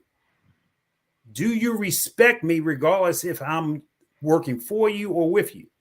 Is there a level of respect that when you give your word, when you say that you're going to do something, when you say you're going to do your part, will you respect what you do and will you have that responsibility to say, I did it at my best? Yes, it's different. But again, every day we've got to be willing to step up and bring out the best part of us, Grayson. Is that easy? No. Is it going to be difficult? Yes. Is it worth it? 100%. Absolutely. I just got back from speaking at a university. I was speaking to the sports program, and I asked in the room, Wade, I said, who in here is a leader? And ironically, nobody raised their hand. And I actually asked the question again, and it was still perplexing to them because I guess they didn't see themselves as that because they were so, I guess, enamored or consumed with the team concept. They didn't want to put light on themselves. So I'm going to ask you a question. People have said, and I believe this is one of the craziest statements in the world, he's a natural born leader. Well, there's nobody a natural born leader. Leaders aren't born, they're developed. But are there characteristics, Wade, that could be attributed to anyone who becomes a leader? Are there certain things that define a leader? Are there certain attributes that maybe would lend to someone having a better capacity to be a leader? Sure. And let me take a step back to your statement that you just made. Some people won't step up because they suffer from what's called possibility blindness. Go there, please. Go there. They can't see what's possible for them because they have brought into the culture and environment around them that possibility becomes a word that they never use. You see, often we've got to look at the past, but not allow the past to dictate our future. How do you get people to rise up beyond the team concept to be leaders? We've got to be willing to empower them. We've got to be willing to be. I tell my clients, and I often say, I want you to find someone that's a power partner. A power partner is someone that when you're in those dark times, when you go through the darkness of not knowing up or down or which way to go, you can call that person and say, hey, look, give me your opinion, but give me the opinion that will breathe life into me instead of breathing death into me. We've got to be willing to get people past possibility blindness. But the characteristics of a great leader, if you look through history, because we can learn from history in order to create an empowering future. Right now, people are looking for a future instead of the people that we have on Capitol Hill that are talking about the negativity and the party. We got to go back to talking about the people. Right. If we're going to talk about the people, then let's go back to a few characteristics that we got to have. I said it earlier. You got to have character. Mm-hmm. Forget the title. Who are you behind your words? We've got to respect each other. Younger people, I used to run a radio show, and I had a young man from Washington, D.C. on, and I'm saying, Omi, why is it that you don't communicate with older people? And he said, well, you don't want to ask me that question. I said, yeah, I want to hear your truthful answer like you're asking me this morning, Grayson. Mm-hmm. And he said, you older guys don't listen to us. Sometimes you got to be willing to have the ability to listen at a deep level. Are you listening to the people around you so they know that you care about them instead of always giving the solutions? People don't care how much you know until they know how much you care. Absolutely. Do you care? Will you respect me? I mean, when the lights go off, will you do what's right instead of trying to do what's wrong? Mm. Will you do what's right when people aren't looking? Will you be responsible? Will you, if you tell me, Grayson, that you're going to do this, then that's what I expect. Will you hold up your end? Mm-hmm. And the last thing is you always have to be growing. Are you competent to do what you've said? And are you competent enough that you have the ability to be a leader? And if you don't, that's fine. But one thing you should do is cut off that TV, that idiot box, and cut on something to your mind that will help you grow. Absolutely. Those are the characteristics of a leader. We're with Wade Randolph, a leadership expert. His book, How to Lead During Times of Challenge, Change, and Chaos. I'm enjoying this conversation. As we move forward into leadership, all great leaders seem to have someone that they emulate or they have as a role model. Biblically, I can think of Elisha and Elijah. And what I find is that true leaders, if they're worth their salt, their proteges should accomplish more than they do. Mm-hmm. So as a leader, a global leader, a business leader, who was or who may have been some of your role models, some of your leaders? We might not even know them, because I found that most of the people that impact you, they're not the people that are on the billboards, right? They're the people that have those quiet conversations on the corner stoop that really give you direction. But I think for all of us, I think people that have become successful, they want to know, well, who are you listening to? Wow. Who's your Jethro? So I'm going to ask you, as a successful person, who's your Jethro? Who are some of the people that have spoken into your life and shaped the way that you see things, the way you respond, and the way you succeed? And I appreciate that question. I'm a project kid. Okay. 2112 Red Street. I'm a project kid. Okay. Didn't expect to even be here talking with you. If you remember, Grayson, in my time, in my day, being an old guy, don't mind this sage, we used to have kids that used to sign your yearbook. And you used to say, well, this is what I want to be. I always wanted to be a business professional. I remember one young girl, again, because I was a project kid, she put something in my yearbook that really changed my life. She said, she wrote that, and I keep it upstairs in my times when it's challenged. She said, you'll never be nothing. Mm. And probably you won't live past 18. Mm. Yeah, with friends like that, you don't need any enemies, do you? That's true. So true. And I had a older man that used to run a business in my neighborhood that, I don't know for what reason, he saw something in me when I couldn't see it in myself. See, sometimes you can't see the picture when you're in the frame. Mm-hmm. And the reality, Sam Plush, guy that was a black businessman, took me under his wing. And I was still a hard head. Used to still run with the guys, and he used to let me work at his restaurant Triangles here in Richmond, Virginia. Probably the smallest restaurant, takes up a little corner building in Churchill. Right. Never forget that I was running with the guys one night. Mr. Plush had called me into work. I didn't answer him. I was running with the guys, and make a long story short, we were stealing hubcaps. And I was so stupid. I grabbed the hubcap and something whizzed by my ear. I could hear pop, pop, pop, pop. And the guy we were stealing hubcaps from was shooting. Grabbed it, still being a hardhead, grabbed that hubcap and kept running. And when we got stationary, the guy that we were riding with, he said, "Man, I can't believe you got the hubcap and you kept it. Man, you're the man, huh? Take this $25, give me the hubcap." And I did that, and I thought I had earned some money. And when I got to work that night, Mr. Plush said, "Son, where have you been? I've been trying to reach you." I said, "Man, I was making some money." And he said, "How much did you make?" And I said, $25. And look, it didn't take me but 10 minutes. And he said, "You mean you put your life on the line for $25? He said, "Let me ask you something. What's your life worth?" Let me tell you, Sam Plush was a guy that saw more in me than I saw in myself at that time, because he made me think in a new way. So here's the question I ask my clients, Grayson: what's your life worth? And now I'm not putting a monetary value. Now, you might came up with a monetary value, but here's the thing I tend to tell my clients: your life's priceless. You are priceless.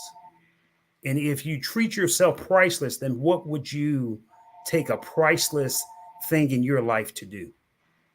Sam Plush, I owe him my life. And I've had the pleasure, if you'd say the other mentor, Les Brown, I've had the pleasure to travel with Les for over 8 years. And Les will always say, "There's greatness in you." And I used to ask Les, "Why do you always say that?" And he says, "Wade, people are born great, but sometimes they can't see the greatness within themselves." Absolutely. Sometimes you've got to work to help people see that greatness. Absolutely. Greatness. See, we are born great, but what we do is not great. Like I said earlier, people suffer from blindness, and it's somebody like myself and you, that we've got to work to help people, not only young people, but older people, see the greatness within them. Absolutely. You know, you mentioned Leslie Calvin Brown, and he and I have a great history as well. So it's amazing how the circles of people seem to connect in the same way. I think, again, like will always attract like. And when you're in that space, you actually gravitate towards folks that are going to enhance where you're going. And that's an important thing. Thank you for sharing that story, because I think it's relative to I think this new generation. We're talking about bridging this digital divide, and what you shared was the communication side of it. Someone who actually took the time to share something with you verbally and communicate it to you that's been lasting with you, and I'm sure it shaped who you are and how you exercise your gifting and giving back to people as well. So I appreciate that. If we're talking about leaders, most of the time, Wade, we end up talking about the successes. When people want to hear you, they want to hear how Wade Randolph came from the hood and did it. They want to hear the story of the overcomer, because that's motivational and inspirational to most people. But at the same time, there's a story within Wade Randolph's life that involves failure. It involves some setbacks. Sure. So when we look at those, what causes leaders to fail? Because it's going to happen to all of us in this process. But what causes leaders to fail? Shakespeare said, "To thyself be true." To thy own self be true. You've got to learn who you are. Who are you behind your words? Who are you that when it's all gone, that people will talk about you, that Grayson left me with this message. He shaped my life because he was in my presence. So let me pull back the curtain on me for a moment. Realistically, Grayson, I've been burned out to the clothes on my back. Only because I wasn't willing to grow. I wasn't willing. I was following the crowd instead of following my own true essence, my own true gifts. And realistically, I was burned out. I didn't have anything. And when you don't have anything, you have to take a real good look at yourself. So I want you to think for a moment and ask the one question. If you didn't have anything today, what would you be grateful for? Mm. How would your level of thinking, and how would you have to change your level of thinking to take you to another level? Who is it that you need to count in, and who is it that you need to count out that you're surrounding with? Mm-hmm.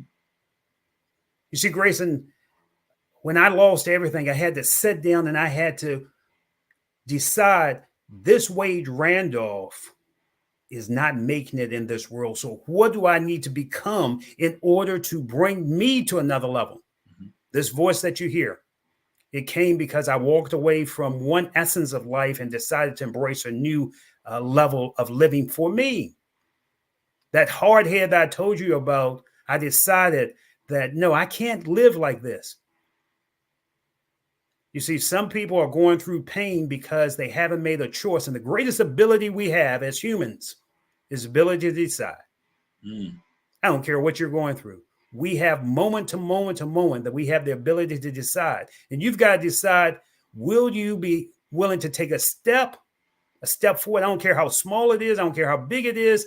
Will you be willing to take a step, or will you be willing to stay where you are and lie in the misery? Mm. That is the trauma tribe syndrome. They look for those that with similar issues, so I don't have to grow. All those things create a space for us not to have to grow, because if I grow, there's a new level of accountability. That's where most people find themselves reluctant to do. New levels, new devils. They got, if I go to this next level, wait, that means there's something else there. To whom much is given, much is required. And of him will much be asked. You have an amazing, amazing way of articulating this. And you know, what's funny is that it seems like people of color that articulate, we seem to get a different label about us. And I want to ask you this off cuff. How do you handle that part of it? Because when you articulate, well-spoken and authentic and real, all of a sudden the name Tom comes up, or those things seem to go with us. And sometimes it's restrictive when it comes to us leading. Have you ever had to face that, and how did you handle it? Yeah, Grayson. Again, I'm the guy that when you have a challenge, you call me. I'm looking for the solution. Right. And often I walk into different places, and they will look at me, and they will say, "Well, what is that guy doing here?" Mm-hmm. But see, I've worked on me. Mm. Mm. So here's why I invite the business professionals that listen to our voice to write down: can I? Constant and never-ending improvement. Mm. You see, it's not what we do when everybody's looking that makes a difference. It's what we do when people aren't looking. I'm reading. I have a new book, Muhammad Ali's Soul of a Butterfly. I'm going to read this weekend. I'm always searching for new information, new insights, new perspectives that will grow this guy, Wade Randolph, that you're listening to. Mm-hmm. But see, next year when you have this conversation with me, and hopefully we will, yes, I'll be a different Wade Randolph.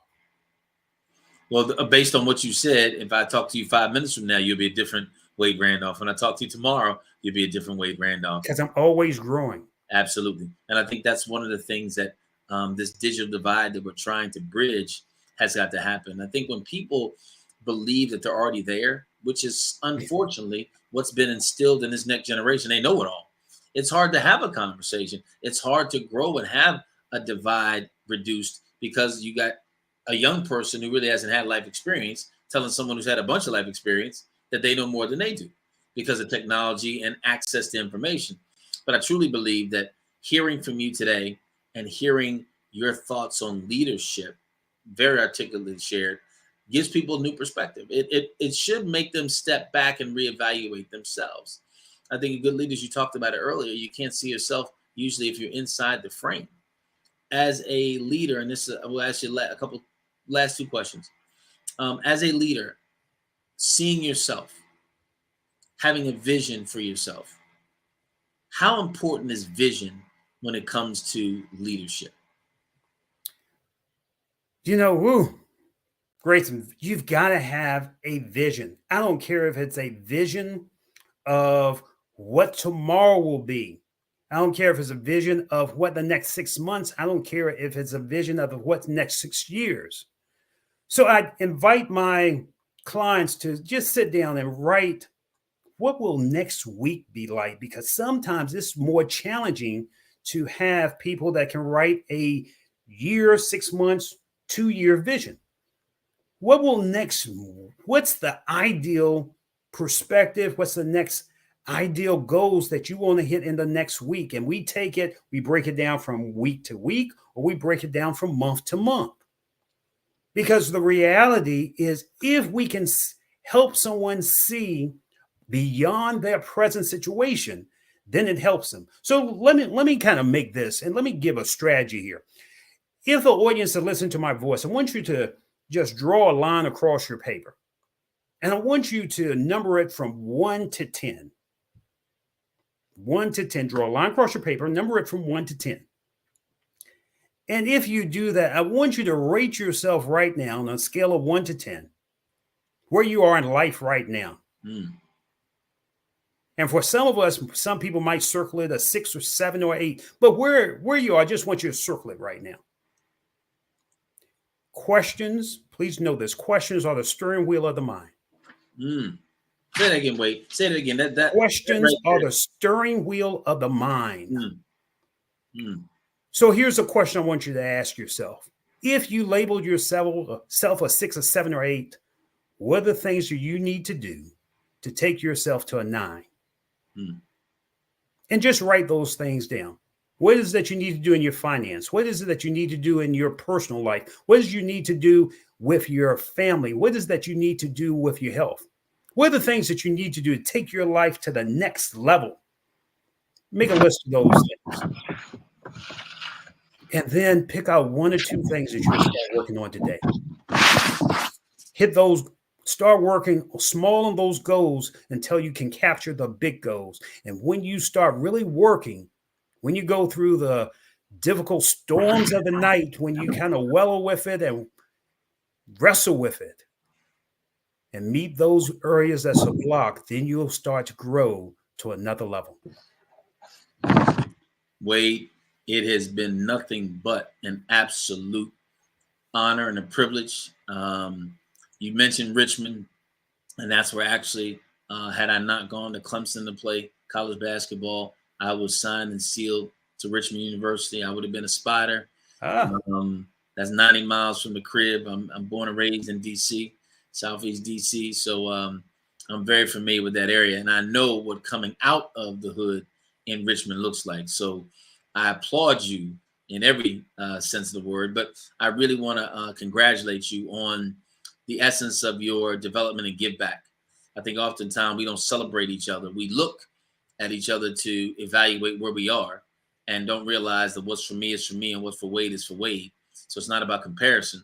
It's really about acknowledging and, again, being grateful for what you're doing, and what you shared today with everybody who's watching now, watching later, is nothing but phenomenal. So I want to thank you personally for what you shared with me, because you dropped some nuggets that I will be using probably later this afternoon. And I will definitely give you credit for them the first time. The second time I heard it, the third time it just dropped in my spirit. So I'll make sure that you get your compensatory accolades for it initially, but you sowed into me this morning, and I want to thank you. And I believe that I can speak for everybody watching now, watching later. You definitely sowed into them as well. Thank you, Grayson, for your time. Thank you for being you. And as I always close, there are 3 types of people in this world: people that make things happen, people that watch things happen, and people that will wonder what happened. What type of person will you be? Thanks for your time. Thank you so much, Wade. Everybody has been Mr. Wade Randolph, one of the leadership experts in the world, who just shared some phenomenal information with you. If you weren't able to see it all, or you missed some of it, do me a favor, go back and look at it, because it will definitely impact you. It should change you. And if nothing else, it makes you look at yourself at a new level of introspection. Thank you again, Wade. Thank you. Wade, how do we get in contact with you? If somebody wanted to have this as something for their company on a personal level, how do they get in contact with you? Randolph Unlimited. You can reach out to me at Randolph Unlimited. Let me make it simple. Or you can call my office, 804-986-1050, 804-986-1050. You can catch me on the net at randolphunlimited.com, or send me an email at Wade, WADE, at TheMoreGuy, Wade at themoreguy.com. Wade at themoreguy.com. Genius is common, and we'll see you on the other side. You have to remember that this has been put together for your benefit, but also for the benefit of raising money for the scholarship. We want to make sure that we give the right equipment, direction, and leadership to young people that really, really need to have this happen. This is what this whole day is about. This is what this whole opportunity is about. And this is what this 24/7 thing is here. This is why we're doing this. If you want to donate, go to www.blackbusinessexpousa.com and please feel free to give from your heart. If you are a young person who is in need of some support, in need of equipment, or in need of some scholarship, put yourself in position to get it. We just heard about acting and doing the things that you need to do. You can act right now. Go to Black Business Expo USA and put your name in. Black Business Expo USA.com and put yourself in position to do just that. This 24-hour offering for you that highlights Black businesses, entrepreneurs, and business owners cannot happen if we didn't have the amazing amount of sponsors that we have. By name, let me share them with you. NC100, Moody Capital Partners, Suede Soul, Lotus Ritchie Coaching and Training, Carolina, Virginia Minority Supplier Development Council, Step Management, Barbara H. Smith, LLC, Margie McLean Foundation, Incorporated, Genius is Common, Earth Essentials, Melanie Shami Global, Executive Women's Success Institute, The Quality Coaching Company, Superwoman Business Services, Creative Force Studios, Lee Entertainment, Artistic App Design, and Black Business Expo USA. Genius is Common. I'm Grayson Marshall. I'll see you on the other side.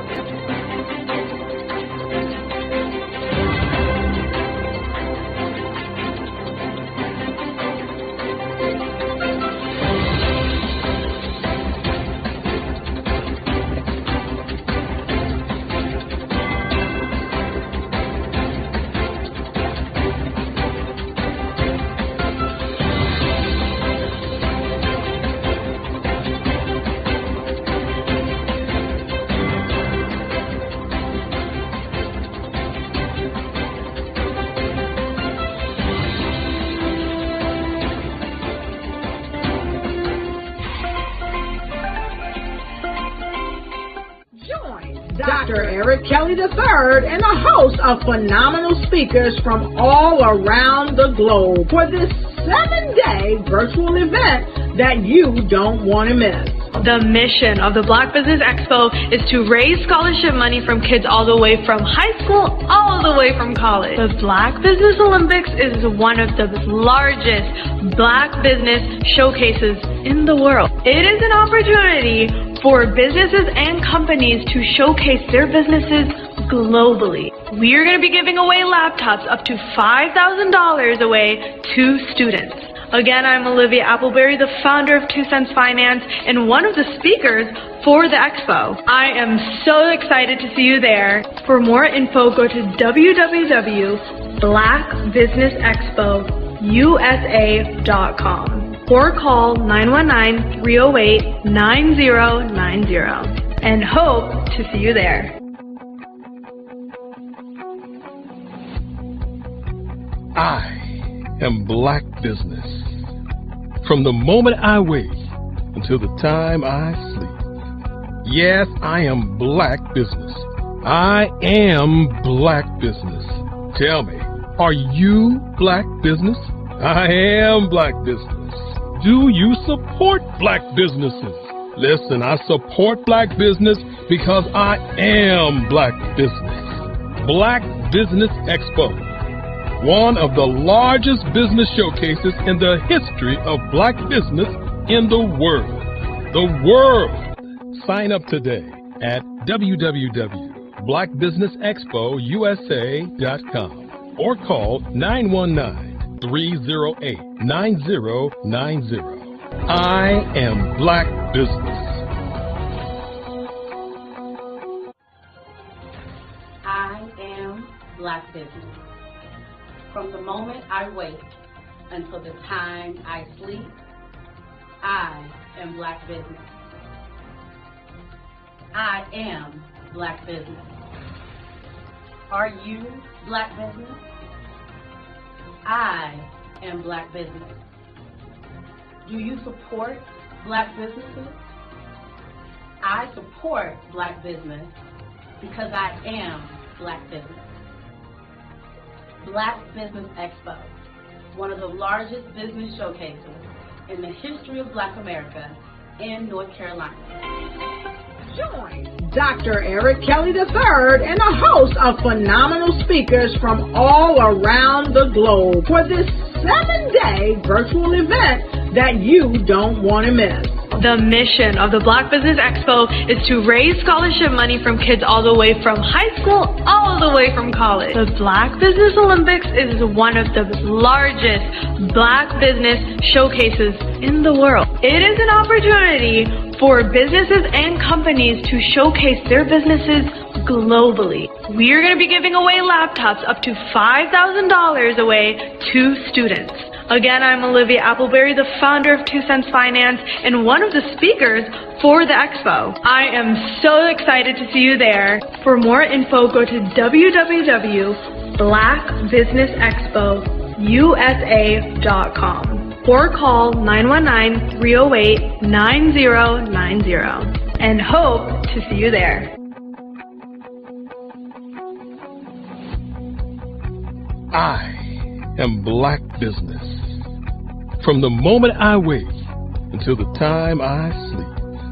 Yes, I am Black Business. I am Black Business. Tell me, are you Black Business? I am Black Business. Do you support Black businesses? Listen, I support Black business because I am Black Business.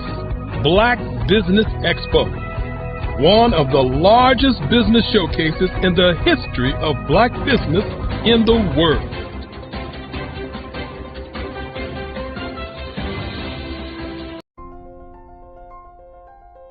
What if you could build your own city? A place where every child can find nurturing people to help them achieve their full potential. A place where every adult can access job training support. Where health education is abundant. Where social justice ruled the land. A place without limitations. Welcome. You have arrived at STEM City USA. It is what every city should be.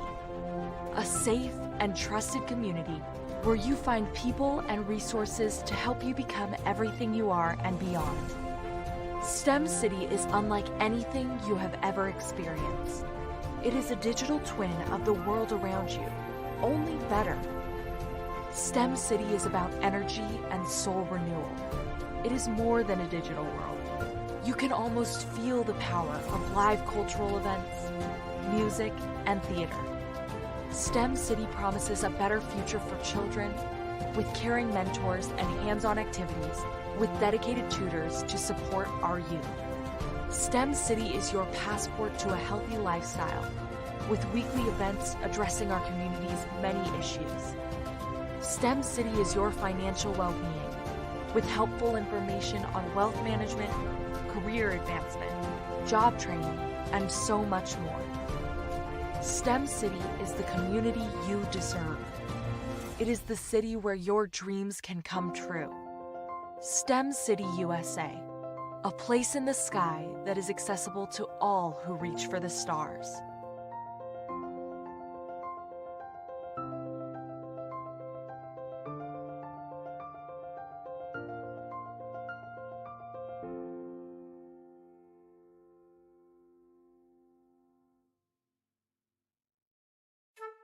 This is Dr. Arnold T. Petsworth. He's the owner of Petsworth Vet World. Business was steady, but then an influx of new four-legged friends changed everything. Dr. Petsworth welcomed these new patients. The only problem, more appointments, meant he needed more space. That's when Dr. Petsworth turned to his American Express business card, which offers flexible spending limits that adapt with his business.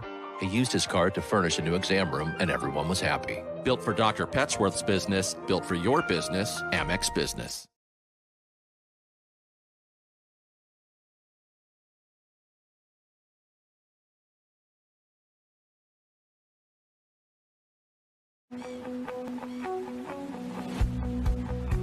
I am Black Business. From the moment I wake until the time I sleep. Yes, I am Black Business. I am Black Business. Tell me, are you Black Business? I am Black Business. Do you support Black businesses? Listen, I support Black business because I am Black Business. Black Business Expo, one of the largest business showcases in the history of Black business in the world. The world! Sign up today at www.blackbusinessexpousa.com or call 919-308-9090. I am Black Business.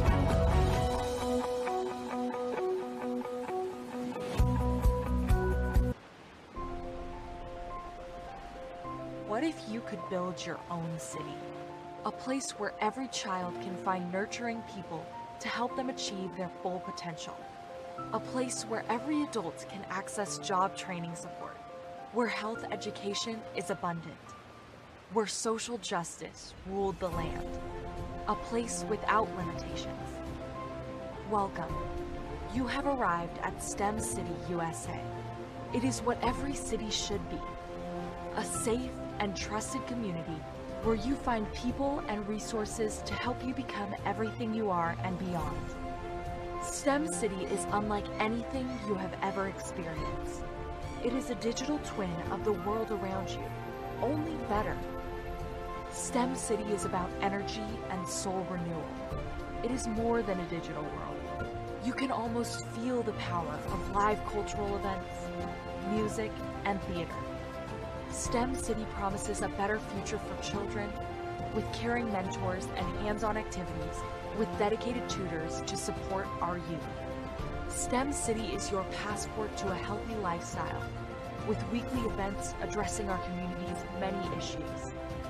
STEM City is your financial well-being with helpful information on wealth management, career advancement, job training, and so much more. STEM City is the community you deserve. It is the city where your dreams can come true. STEM City USA, a place in the sky that is accessible to all who reach for the stars.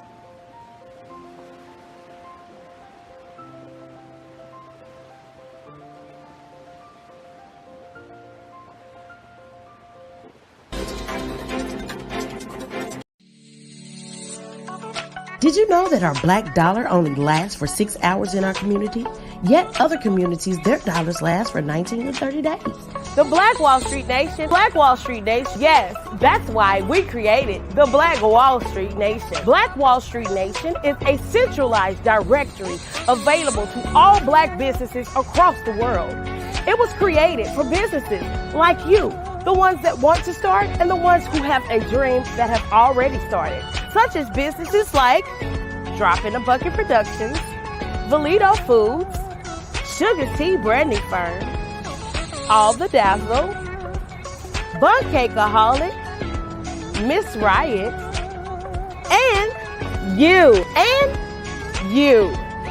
We'll have marketing, seminars, and some funding coming soon just for you. So, we want you to come and join us. www.blackwallstreetnation.com. See you there.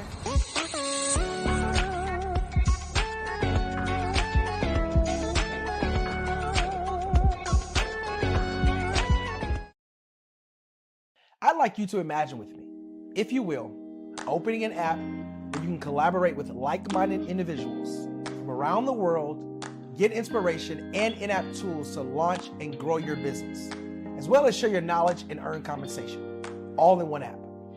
Well, the name of that app is Truso, short for Truly Social. Hi, I'm Matthew Newman, the founder and CEO of Truso. A new concept in social media, Truso is designed from the ground up to be a platform that's both social and empowering for all its users. How exactly do we do that? I'm glad you asked. First, Truso brings the world together via video. Psychologists assert that video provides a significantly more effective connection than audio only. When you enter a community on Truso, you're face to face. Second, on Truso, you don't have to have 1 million followers to monetize. Our business model allows all hosts and moderators to monetize, no matter the size of your following, by 1, producing fee-based content, and 2, inviting others to join the platform as subscribers. Even more, Truso has an in-app resource library with over 100 free resources, forms, and documents to help you build your brand and grow your business. Third, Truso is inclusive. The deaf and hard of hearing communities make up 360 million people worldwide. Unlike audio-only apps, Truso embraces this community, providing a networking platform that allows them to participate via video and closed captioning. We even have a deaf and hard of hearing foundation in the works as well. Fourth, Truso is both social and safe. We refer to Truso as a virtual extension of the beauty shop, barbershop, and brainchild of the community. A place where there's laughter, along with wisdom, growth-oriented conversation, and genuine connections in a safe.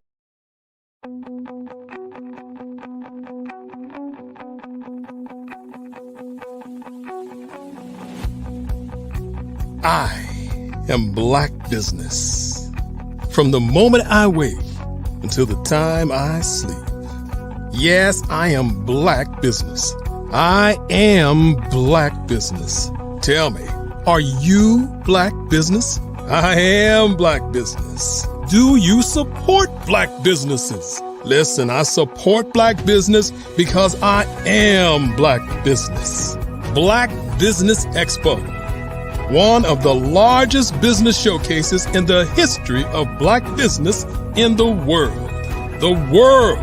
Sign up today at www.blackbusinessexpousa.com or call 919-308-9090. I am Black Business.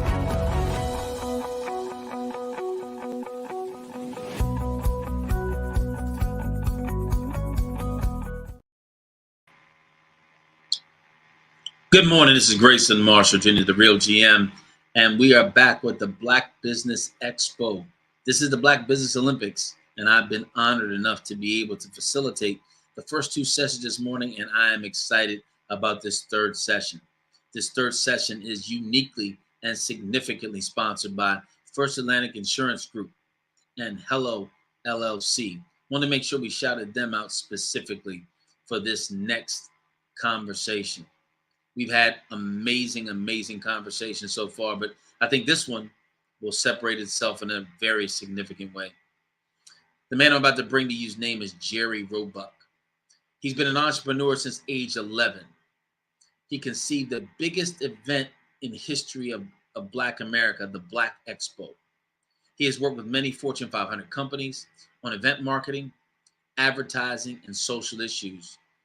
Companies like Pepsi Cola, Geico, Philip Morris, AT&T, Coca-Cola, Chemical Bank, and BET, just to name a few.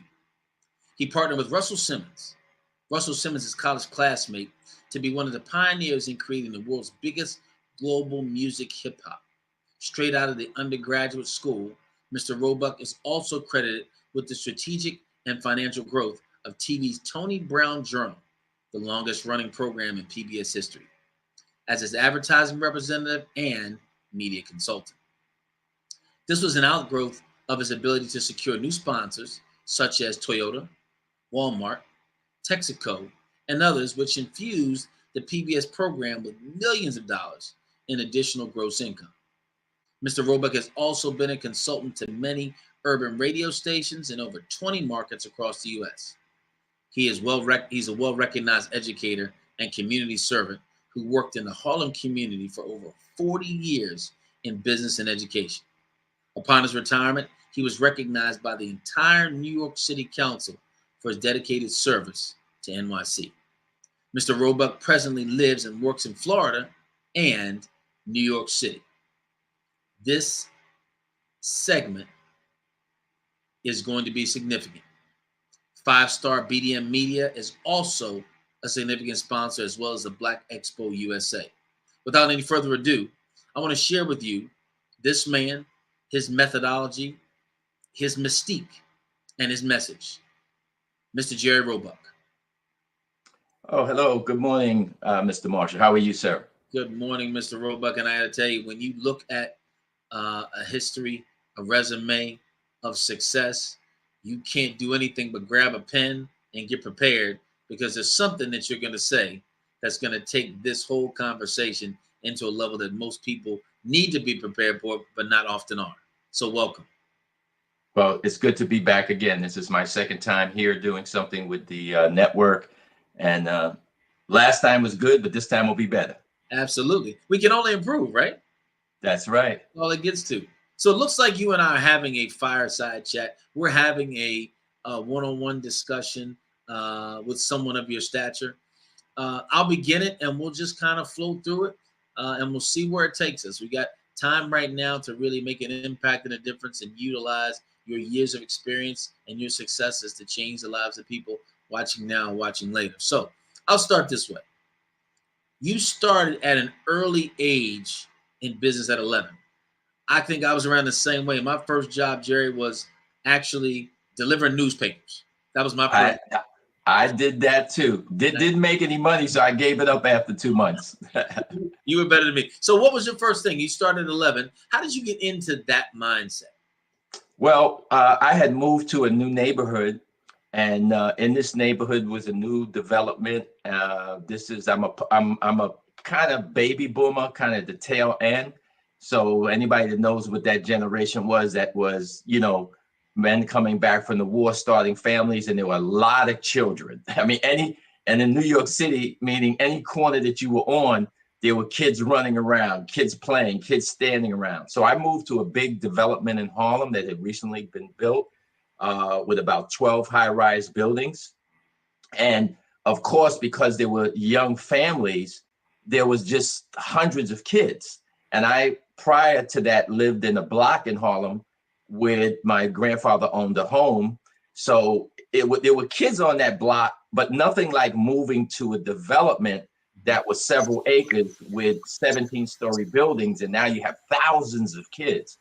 So I don't know how I had a light bulb went off in my head, but as I began to go to the playground, and now there's a lot of kids, and I befriended kids into the new neighborhood, I said, you know what, there should be a way that a lot of the kids who are moving here from other areas, some were coming up from the South, and kids that I were meeting, that we could do something in conjunction to have an event in this park. And I mentioned it to my parents.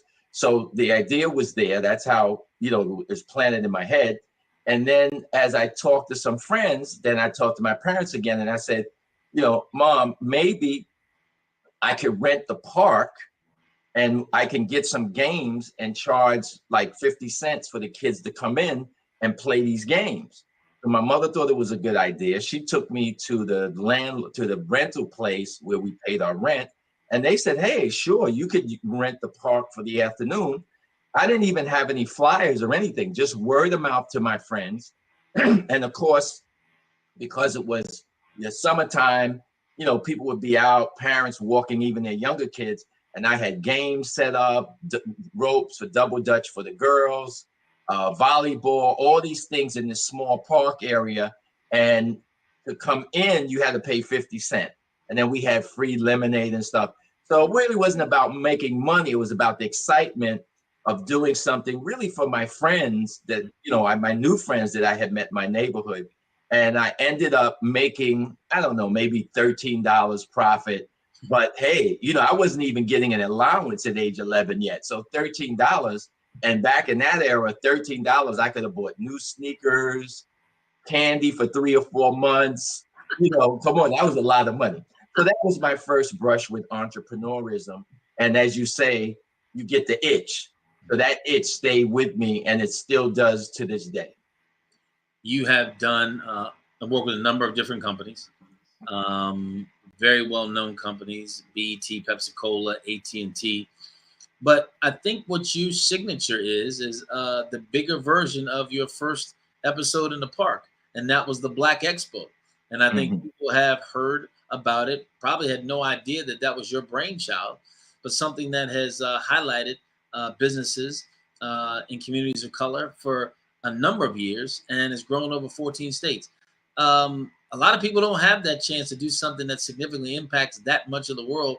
Talk to us about what that was like, the initiation of it, the execution of it. It had to be a way to collaborate, connect, and to really put people in right positions. How did you pull that off?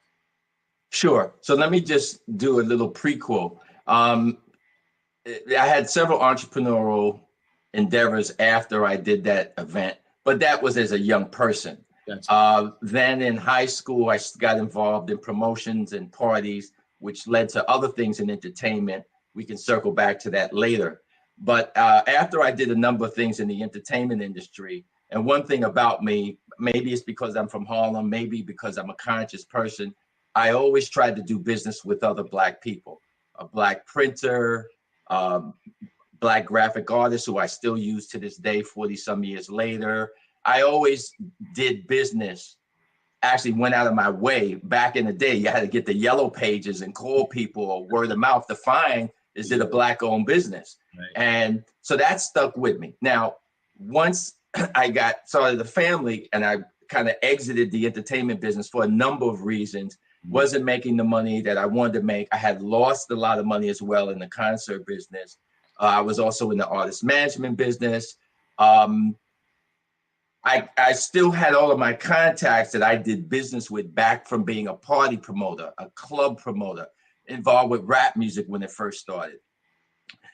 So many of these people, as I stayed in touch with in New York City primarily, their frustrations and conversations would always be, I wish I could find a way to grow my business, but I can't afford to advertise. Television is out of the question. I can't afford radio commercials like you used to be able to promote your parties and other things. I don't know if newspapers is going to work. So I would always hear this and I said, wow, I wonder if I could re-enter doing something in business in a big scale, help these people that I did business with, give them a showcase to promote their business to a large group of people. And the idea was just in my head, and it would come and go, and it would come and go. And I don't know how, I started to write it down on paper, but I just did. I remember it was during the summer because I was teaching at the time. And I don't know, something must have happened. I started making notes, and then I wrote Expo, and then I was tinkering around with words and Black Community Expo, and I just said Black Expo, that was it. And by luck, within a day or two, I remember I was downtown in the business district around the Times Square area. I had something to do, and I was walking, and I ran into a guy who was my sales rep at one of the radio stations that I had helped from beginning as a rock station transform to a urban or Black station. I was one of their first advertisers. I helped them with a lot of things in branding. And he said, well, hey man, I haven't seen you in like 2 years, haven't talked to you. What are you doing? How's your family? I know you kind of, you're doing something different now. We're talking on the street corner. I said, it's funny I ran into you because I had this idea for this thing, Black Expo. So he said, well, what is it? So we're talking. He said, that sounds great. And the station, we're looking to do something as an event. I was just in a marketing meeting to brand the station kind of that way. Why don't you put that on paper and send it to me, right? So I'm getting ready to go that end of that week with my family to Disney with my kids. And I quickly typed something up a day or two later. And I don't even think I don't think there were fax machines then. So I must have took it down there and dropped it off. This was like the late 80s. This might have been 87 or 88. Yeah. 1988, actually. Right. It was summer of 88. I dropped it down there and then I went on vacation. So I'm on vacation at Disney. There's no cell phones or nothing. But I checked you had an answering machine. And I checked my answering machine at home and there's a message from him. And it says, "Hey, Jerry, I talked to the general manager and the marketing team about this idea that you typed up. This is a one-page thing, my idea, this Black Expo." He said, "When you get back from vacation, call me. We got to get you down here to the station." And I'm like, oh, man. So there's no proposal, there's nothing. I get back, I wing it. I actually go to the station. I meet with the new general manager who had just been brought in. He loves the idea. The program director, unfortunately, did not like the idea. He was a guy from another city. He was a new programmer. He didn't know the New York market. And unfortunately, in the meeting, he starts telling the general manager, the general sales manager who's responsible for revenue for the station, the sales guy who I knew, why it won't work. So this takes me aback. But because of my sales experience and being good on my feet, I let him do his diatribe. And then I just lit into him with why it would work. And I started off by diminishing him and saying, "You're not from New York. You just came to this market. You don't know the market. So you're looking at the market as a radio guy and you're an outsider. You don't know New York City. You know radio, but you don't know the people in the city yet. So let me tell you why this will work."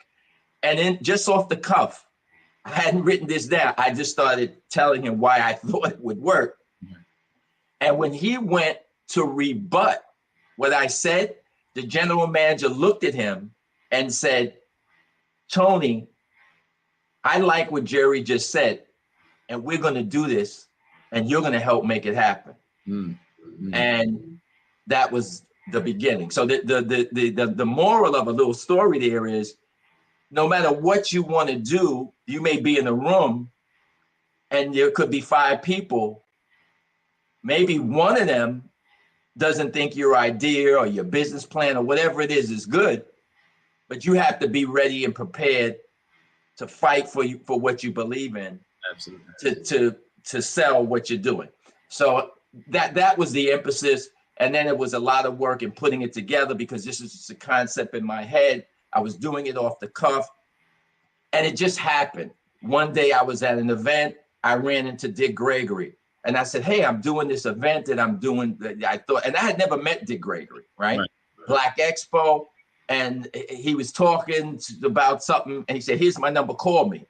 Called him at home that weekend. He helped give me some ideas. "You should do this." Because I'm calling him to speak at the event, which he's agreed to do. So he gives me some ideas. Right. Then, I talk to somebody else. "Oh, I'm doing this." "Oh, that's a great idea." Earl Gray's from Black Enterprise, so it would people, everything in life is timing. Sometimes I tell people you miss the curve because you're too late, or sometimes it's perfect timing. The stars line up and everything works for you. And sometimes you're too early, like happened in my career with rap music, because I was too early. I was involved in it when the major labels had no interest. I could tell you stories about that. Maybe we'll have time to talk about. So the timing was right for Black Expo because there was consciousness in the Black community nationally. The movie Malcolm X had been made. People were wearing red, black, and green. People were still in a pro-Black mindset. The Cosby Show was on TV. A Different World was on TV. Black radio was strong nationally. So because all these things were going on, the consciousness of our community, that the as I said, timing, which I want to get back to later, perhaps, was perfect. The culmination of the Black Expo was kind of the apex of where things were. But if we go back to get to the apex, there had to be some things that got you to this. You mentioned being in the rap game early. What was some of your first attempts at doing this together? Because you said something, Jay, earlier that was unique, and I find this in other communities where they continue to keep their dollar within their own community, the Asian community, the Jewish community, and other communities seem to do that more so than communities of color. You made it a point to do that early. What were some of the other things? You had some early entries into your first desires to make this happen. Those are significant things. What gave you that awareness early, and how did it affect the things you did in the beginning to move you towards being in the right time for the Black Expo?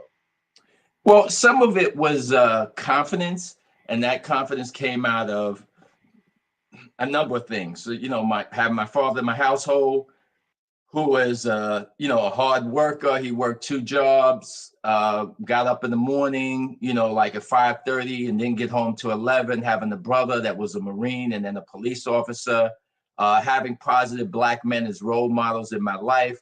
I was in the Boy Scouts. My troop leader was a member of the Tuskegee Airmen. In my community, as I mentioned, in Harlem, that baby boomer generation, I was around a lot of Black men, even in my building when I moved to my community, not being in a house with just my grandfather, my older brother, and my father. Now I'm in this large apartment building in this big complex as well, with a lot of men that were World War II vets, and they helped the young kids with sports teams. So we had coaches and guys who, if they saw you doing something wrong, they would say, "What apartment do you live in? I'm gonna go tell your mother." Or they would grab you and take you upstairs to your house and ring the doorbell. Absolutely. "Oh, Mrs. So-and-so, I just want you to know your son was throwing rocks at the maintenance man." Something that today wouldn't happen. So those things were embedded in me growing up in the Harlem community, and seeing a lot of Black men who were doing positive things, though they didn't have a lot of opportunities, inspired me. So when I would meet Black entrepreneurs, I somewhat knew their struggles. I knew that a lot of the Black men who Percy Sutton, who I knew, who was also a Tuskegee Airman, who was the attorney for Malcolm X, who owned WBLS radio station, who I knew until he passed, was someone that was a role model. And I, got to work with him. But knowing, even though he was highly successful in New York City, owning inner city broadcasting, owning the Apollo Theater, the struggles that he went through. So all of those things made me want to say, if I can help these Black people, I can make money and help myself, and they can make it as well. And we could recirculate our dollars, as you said, other communities do. And I remember watching an interview. This was recently, where a gentleman was interviewing someone from the Jewish community. And he said, "Can you tell me why it is that Jewish people are so wealthy and so successful in business?" And this is something that I knew, but the Jewish guy said to him, "It's because when I make money, 5 other Jews who are in business make money." And the guy said, "I don't understand. What do you mean?" He says, "Because when I get $1, meaning, as an example, he didn't mean $1. Let's say if he got $10,000 or whatever, that money gets recirculated with my Black accountant, my Jewish accountant, my Jewish attorney, my Jewish guy who owns the landscaping company. He's not doing the work, but he owns the company. Right. My Jewish management company." And he just explained to him how everybody in his downline, and he does business with, is Jewish, and he has nothing, but he's ashamed of saying that. And then those people do the same thing. So as his business grows, their businesses grow. And then that one person is doing the same thing 4, 5, 6 times over with other Jewish people. So just imagine if the trillions of dollars that we spend, we were doing the same thing. Just imagine in the entertainment industry alone, hip hop, which had been dead really just a decade ago almost, if the Jay-Z's of the world, if the Drakes, even though Drake is half Jewish, but I'm talking about people who could sell out arenas all over the world, whose tours gross hundreds of millions of dollars if they use Black trucking companies, Black production companies, Black sound crews, Black promotion companies, all up and down that down line. How many jobs would they create? How many young entrepreneurs? And then those entrepreneurs go out and do business with other Black people. Then in each city, do you know how much money would circulate in our community on an annual basis, just in that one specific area of business? So, you know, these were things I had in my head as a younger person. And also getting back to Black Expo, that's what Black Expo was about. So when I went to every city, I dealt with a Black sound company if there was one, Black security company. I made sure that Black vendors, even though I was coming into Memphis or Dallas or Houston or Kansas City or Detroit or Philadelphia or Washington or Jacksonville, Florida, or Miami or Fort Lauderdale, Florida, or Charlotte, North Carolina, or Richmond, Kansas City, Memphis, Oakland, LA, all the cities I'm mentioning to you. I remember, because I'm remembering all these people. Even when I was in LA, it was, believe it or not, kind of hard to find a particular Black security company that I wanted. So I found two LAPD officers who had just started a security company. Because you know, in California, LA, you have gangs. So I had concerns about not just having more cops at the expo. So you know, I would go out of my way, though I'm halfway across the country, to make sure that I was getting in my downline of spending my money, Black vendors in the local market to help me facilitate executing Black Expo. You know, Jerry, let's talk about that for a second. Why do you think that it is a unfortunate situation that communities of color and Black companies don't use vendors that way? Why do you think that is? Because we heard about the $1.6 trillion that we actually have access to that we don't mind spending in other places. So is it the fact that maybe we don't venture into those businesses and we're not there in position for them?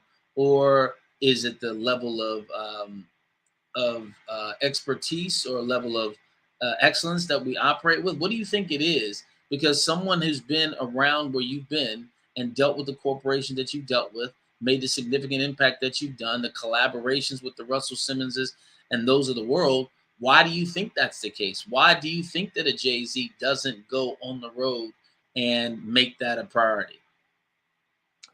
I wish I had an answer. There's not, let's say, I'll use the term silver bullet to even solve this problem. Gotcha. And there's a whole host, I personally believe, of reasons for it. And I could base it on decades of experience in dealing with thousands of entrepreneurs and hundreds of thousands of Black consumers. So one of which hasn't went away, and I don't know if it ever will go away, unfortunately, is historical. And you're familiar with the saying, someone else's or the white man's ice is colder. Mm-hmm. Ice is ice. Mm-hmm. But that historical narrative is, if an ice truck comes down the block and there's a white man selling it, and another ice truck is coming down the block and there's a Black man selling ice, as a community or as the Black people in the block, more of them will go towards the buy ice from the white man. Mm-hmm. And this is a saying, as you know, that's been in our community forever. Mm-hmm. So whether you want to say that's crabs in the barrel or belief that the white man's ice is colder, or it's just that someone else, our ice is inferior, I don't know the answers to that, whether it's psychological, is it social, is it crabs in the barrel, but it exists. You have to say that. So overcoming that is a social issue more than a business issue. Because if you're the Black business and you try to take that on as an issue, you'll go out of business just trying to address that. Because no matter what you can do, you can't defeat that. You'll spend more money in marketing than the white man, and you still won't get the business, and you'll go out of business. You'll spend more time trying to convince the Black person to do business with you just because you're Black, and you'll go out of business. So all we could do as a community and as business people is try to get on by knocking on somebody's head and get them consciously to spend money with you and appeal to them in that way. I used to have to deal with that even back in the club business, where one of the clubs that I dealt with was a Black-owned nightclub, one of the first back in the disco era. Leviticus, which was in New York City, right around the corner from the Empire State Building, was owned by a group of Black men. And once disco really became popular, a lot of people wanted to go to the white clubs. But we had a Black club that was downtown, and I would try to tell people, hey, there's a Black-owned club, you know, and some people would, you know, hey, yeah, well, let me go here.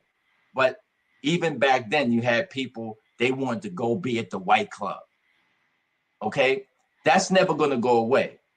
So I don't think we'll overcome it. But the answer or the solution is to get business people, and that was my mindset, to try to get other business, for us to do business with each other and have a message to the community. And that's what Black Expo was about, recirculating our dollars amongst each other and buying from each other. And if you could work on that mindset to do that, then maybe we'll be successful. And in today's world, because things have changed since I was doing Expo in the late 80s and through the 90s, of course, we have social media and we have the internet. And I'm glad to see there's websites that you can go and find Black products.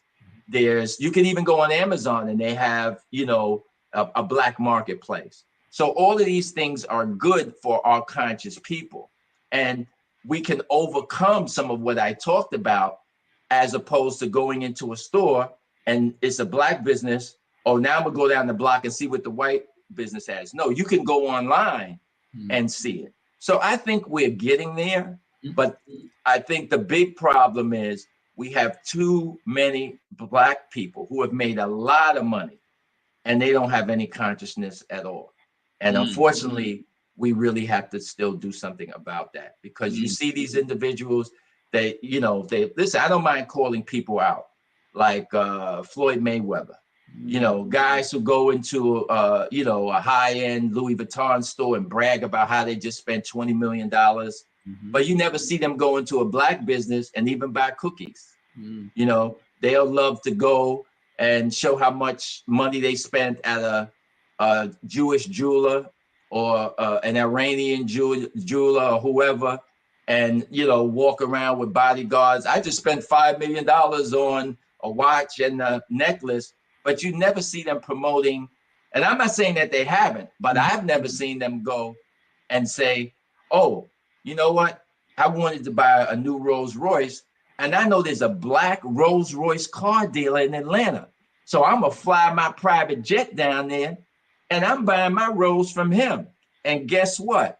The next time you need to buy something, you need to support a Black business. You know how easy it would be for these guys to get on Instagram and do something like that?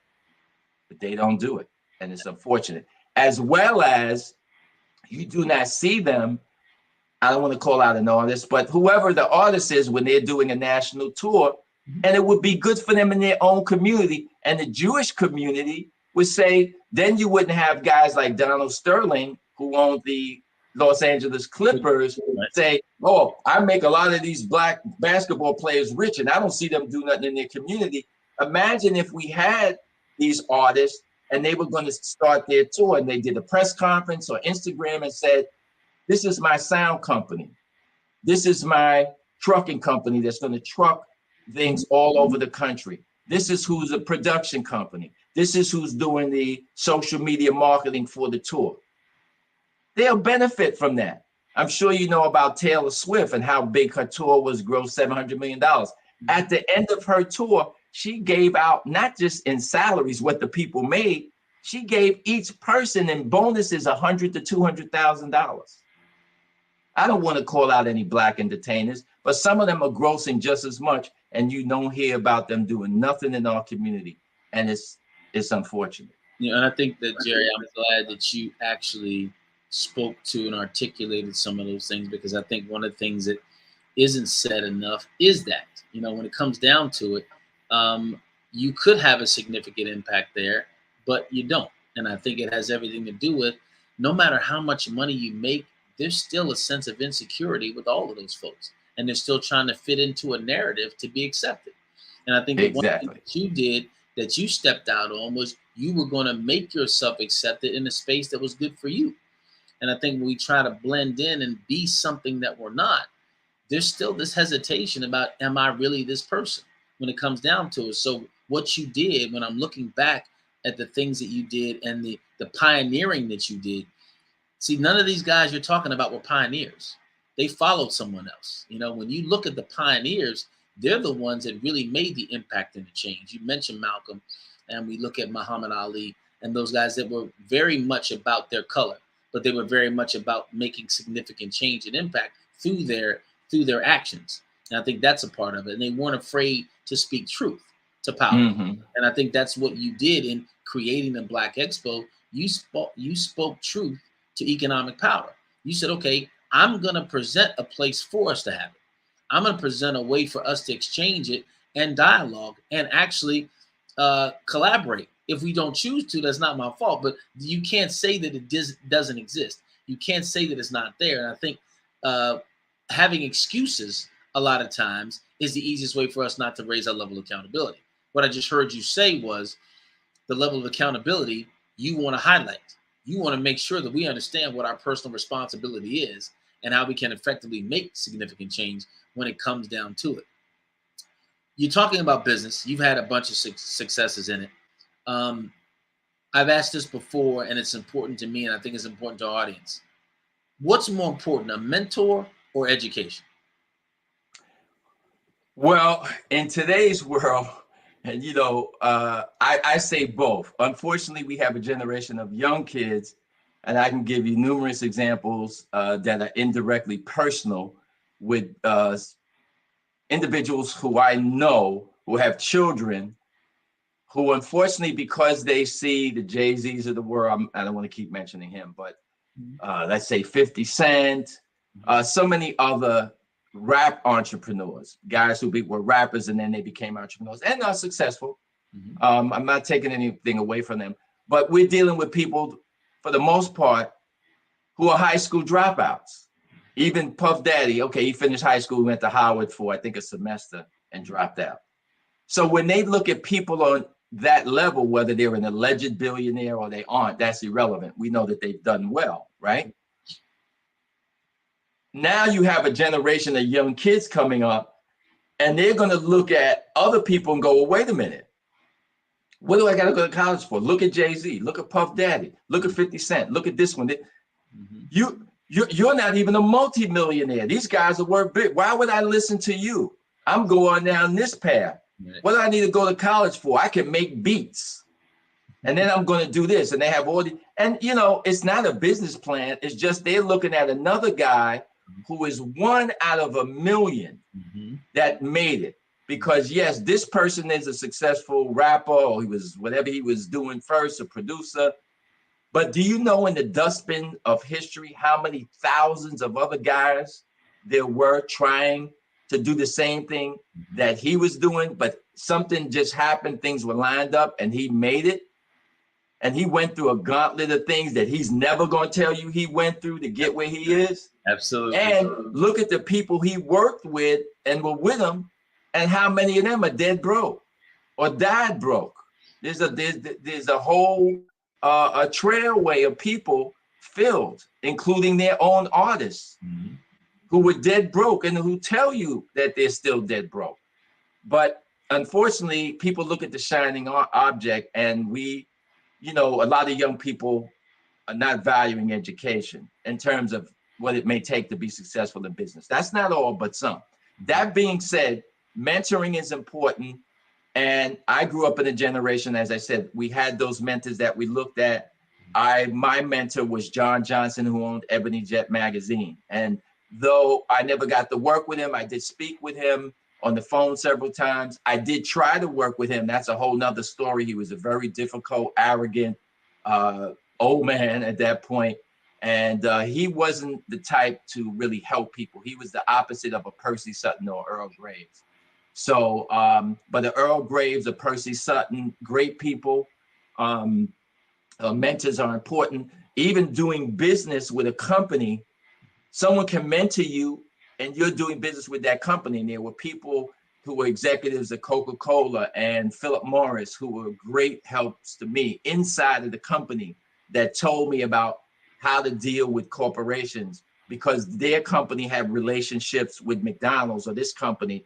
And, you know, they would tell me the corporate mentality of this other company or the culture. So a mentorship is important. Education is important in today's world. There's nothing like experience. So if you can get a degree in business and have a focus on marketing or finance or management, it can only help you as an entrepreneur. And what I tell a lot of young people, and I reflect back to my life, education is important, because if you don't make it in, you know, stepping out there on your own, you have something to fall back on. One thing someone can never take away from you until the day you die is your education, what you have in your head and your degree. You have that for life. You could have a successful business and tomorrow you could be out of business, whether it's a lawsuit or markets change or competitor comes along and underprices you and you're gone. Your education, you have a degree in education. Right now they need teachers all over the country. You can go and get a job and start tomorrow. If you have an MBA in marketing, especially in something like technology or social media marketing, and you have your own business and things don't work out, you can go to Silicon Valley and get a job in a heartbeat, or any Fortune 500 company. Right. So your education has a price tag that you cannot assess, because if you got a job making $300,000 a year doing marketing, and then your entrepreneurial dreams fail, and you then get a job in Silicon Valley and you have a 20-year career, that 10 or 15 million dollars, let's say $7, $8, $9 million you may make in your career, you may have had a business and you may not have netted that over that period. True. So, you know, get an education. Nowadays with computers and the internet, you could be an entrepreneur at night, you can be an entrepreneur on the weekend. And as you know, if you have a product on the internet, you can sell 24 hours a day. You're making money when you're sleeping. Absolutely. You could not do that 20 years ago. No, that's the best money to make. You talked about 20, 30 years ago. We are with Jerry Roebuck. And as we're winding down here, Jerry, the Black Expo is obviously your signature, but you've done so much in your lifetime. Let me ask you about the Black Spirit Group. What is the Black Spirit Group and what is their mission? Sure. The Black Spirit Group is a nonprofit organization that was recently launched a few months ago. It's a membership organization. We haven't rolled out membership to the public yet. It's just for the founding members. And what we are attempting to do, number one, is maybe be those mentors to young Black men, who specifically men and young boys who want to be entrepreneurs one day. So that's one of our goals. The other is to try to work with corporations in a way so that we are doing some of what a Jesse Jackson was doing decades ago, which is now, as you know, unfortunately, Jesse is not in the best of health, and his organization is, you know, they're still around, but they're not really active. But what we hope to fill a void in is holding corporations accountable, especially in this particular political and business climate, to still support our community. Because if you are aware of what a gentleman named Edward Bloom is doing, who just ended affirmative action and who I predicted 6, 7, 8 months ago in a podcast that I did, that affirmative action would end in the next meeting of the Supreme Court, as it did with the case that he brought, and that unfortunately he would then go after other things, as he now is, which is targeting corporations, not just educational institutions, because that's over, but targeting corporations in terms of doing business with having Black set-aside programs, Black internships, anything having to do with helping us, people of color, or Black people. I'm just going to say Black people, okay? In addition to that, now, though the Supreme Court decision said, with the exception of affirmative action for the military academies, because we need Black officers in the U.S. military, the Supreme Court said that could stand. However, he is now suing, just 2 weeks ago in New York State Court, the U.S. Naval Academy, because they have a program to help get African Americans into the U.S. Naval Academy. But the sad part of this is that there's a concerted effort to keep corporations from having any programs to help us as Black business people, or even as an example of Kellogg's, which had a program to try to get Black chefs into their company to create dishes of future products, and they're being sued. So the danger is that a company that wants to say, we're going to set aside 15% of our contracts to do business with Black people, or we're going to even do outreach to try to do business with the Black community, they're going to be threatened with lawsuits. So somebody has got to stand guard and say to these companies, wait a minute, just because somebody is mouthing off or threatening you with a lawsuit, you can't abandon us, the Black community, because in many cases, without us, you're not in business because we're your profit margin. And as I said, Jesse can't do this anymore. Somebody's got to step up and address this issue, we feel, which is very important, to tell these corporations, you can't back down from supporting our community, because if not, our historically Black colleges are going to suffer, because they're going to say, oh, you're specifically giving money to a Black college and you're discriminating, because this is money that could be going, not let's say to a white college, but just to a college period. And that's racial discrimination. You Corporation X is discriminating. And they'll put this out there, and then the white community is going to go, just like with Budweiser, with the Bud Light, with the trans, oh, but so-and-so is discriminating. They're giving money to a Black college. Now you might say, as a Black person, oh, that can't happen. How could that? But this is the road that these people are going down. And if we as a community don't stand up and talk to these corporations and saying, hey, wait a minute, don't do this. Plus, on top of this, after George Floyd, you guys made all these promises over the next 10 years, what you're going to do in our community. Now you're going to pull back. And that's everyone from the NBA, that on their website has I think it's a $50 million commitment to work with Black youth throughout this country and all types of programs. Are they going to pull back because they're going to get sued by Edward Bloom because the NBA is doing something and, oh, it's only helping Black people? Well, if it wasn't for Black men, there'd be no NBA. You know what I'm saying? So if we were really about business, as the Jewish community is today, when you see what's going on in Israel and in Gaza, and the way the Jewish community is reacting, you know, telling colleges, if your students have a rally or say that the Palestinian people have rights, we're not going to donate money. Oh, if unless all you Black entertainers sign a letter supporting Israel, oh, guess what? You may not be in any more movies. You may lose your record deal. They're flexing their muscle. So we need to flex our muscle and communicate with these corporations. Just because someone is threatening you, don't abandon us, because remember who we are as consumers. Because whether it's Hennessy or the Cadillac car or Procter & Gamble food products or Destination Vacations, you know, if we, I'll use the word boycott. If we boycotted the brand, I don't care whether it's McDonald's or whoever. If we stop going to McDonald's, McDonald's would go from being a profitable business to a break-even business. You know, Jerry, you shared some insight. You shared some strategic intellect. I hope that what you shared resonates and sits in the hearts of people to at least wake up and look.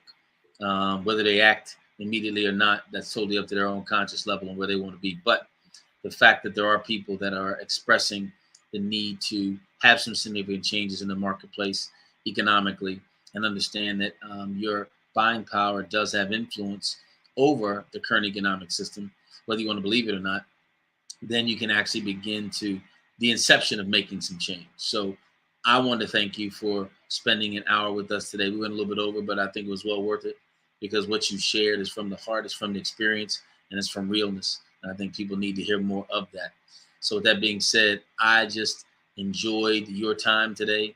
I enjoyed everything that you shared. I enjoyed walking down memory lane with you, from the New York parks to the Black Expo. and everything in between. So thank you, my friend, for your wealth of knowledge and your commitment and time today. Well, thank you, Mr. Marshall. It's been a real pleasure.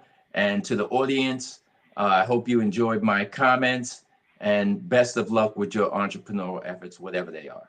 And Jerry, now how can I get in touch with you? Everybody out here may want to pull on your ear, and I know that your time is valuable and you don't have much, but is there a way that they can reach out to you to contact you if they wanted to collaborate, partner, share, or get some information? Sure. The organization that you mentioned, and I just got finished telling you something about, is a good way to reach out to me. Okay. It's Black Spirit Group. So you could go to blackspiritgroup.com, blackspiritgroup.com. And on the website, you can send an email. There's also a number that you can contact me there. And if you wanted to send an email, you can send it to blackspiritgroup@gmail.com, blackspiritgroup@gmail.com. Thank you so much, guys. I hope that you wrote that down. I hope that you are ready to reach out to him. Last words in parting, Jerry.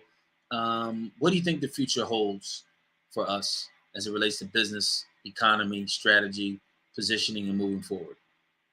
Well, I think we're in the best position that African Americans have been in. Number one, financially, we're in the best position in terms of opportunities, whether it's doing business with corporate America or launching a business because of the access to information and the fact that we don't have some of the encumbrances that we had 20 years ago, 30, 40, 50 years ago.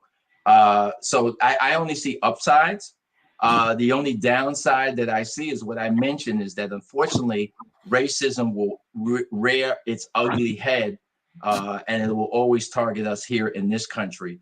And we have a movement by certain individuals, and I called them out, Edward Bloom specifically, and there's some political movements as well on the right that fund him and fund others that are attacking our progress. And of course, there's numerous examples. You know, there's a fund out of Atlanta with Keisha Knight Pulliam that was on the Cosby Show, who I know, and another young lady who I don't know out of Atlanta, funded to try to help Black women amongst themselves network to get a grant to get their business off the ground. I think the maximum that they give out is $20,000, and they got sued because they're saying them Black women creating a fund to help other Black women is discriminatory.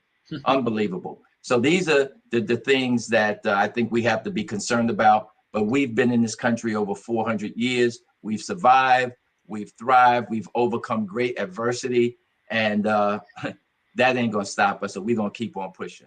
And we continue to do so. Jerry, thank you so much. We appreciate you. Jerry Roebuck sharing his wisdom, knowledge, and mindset with us today. It makes us better. It makes you better. Jerry, thank you for joining us. Thank you. Thank you, Mr. Marshall. You got it. I hope that you got something from that last dissertation and that exchange. A lot of information there, a lot of room for you to grow, and a lot of stuff for you to contemplate. So I want to thank again Jerry for doing that. And want to remind you that this whole day on this Black Business Olympics, the Black Business Expo, is about donations, raising money to make the same impact that Jerry was just talking about. So if you want to be a part of that and you want to submit your dollars into that whole mindset that Jerry talked about, go to blackbusinessexpousa.com, blackbusinessexpousa.com, and share your resources financially to move this initiative forward. If you are a young person who's in need of support, equipment, or actually funds to move forward in Plan B or Plan A, then you can go to blackbusinessexpousa.com and register yourself. This whole scholarship is just about doing that, providing the platform to present change. None of this could be done, and every dollar here goes to the scholarship fund. But you can't do that without sponsors, people who believe in what's going on with Dr. Kelly and everything that they're doing here. And those companies are NC 100, Moody Capital Partners, Suede Soul, Lotus Ritchie Coaching and Training, Carolina, Virginia Minority Supplier Development Council, Step Management, Barbara H. Smith, LLC, Margie McLean Foundation, Incorporated, Genius is Common, Earth Essentials, Melanie Shami Global, Mullane Shami Global, Executive Women Success Institute, The Quality Coaching Company, Superwoman Business Services, Creative Force Studios, Lee Entertainment, Artistic App Design, and Black Business Expo USA. Genius is common. I'll see you on the other side.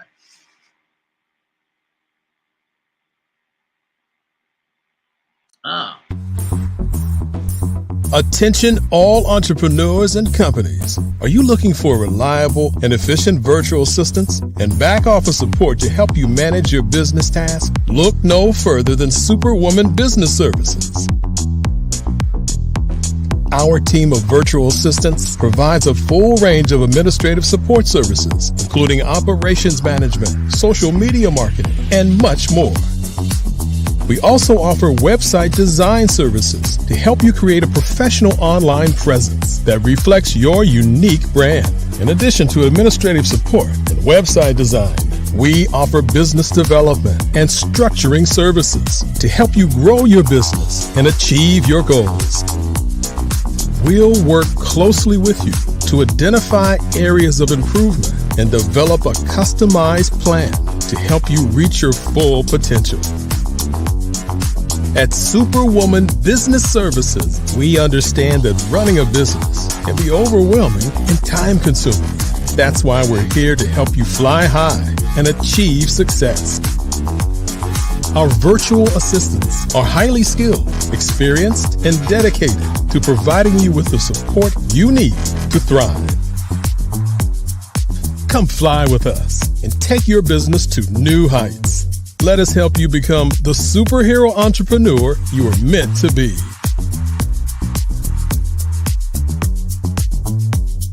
Contact Superwoman Business Services today to learn more about our back office support services.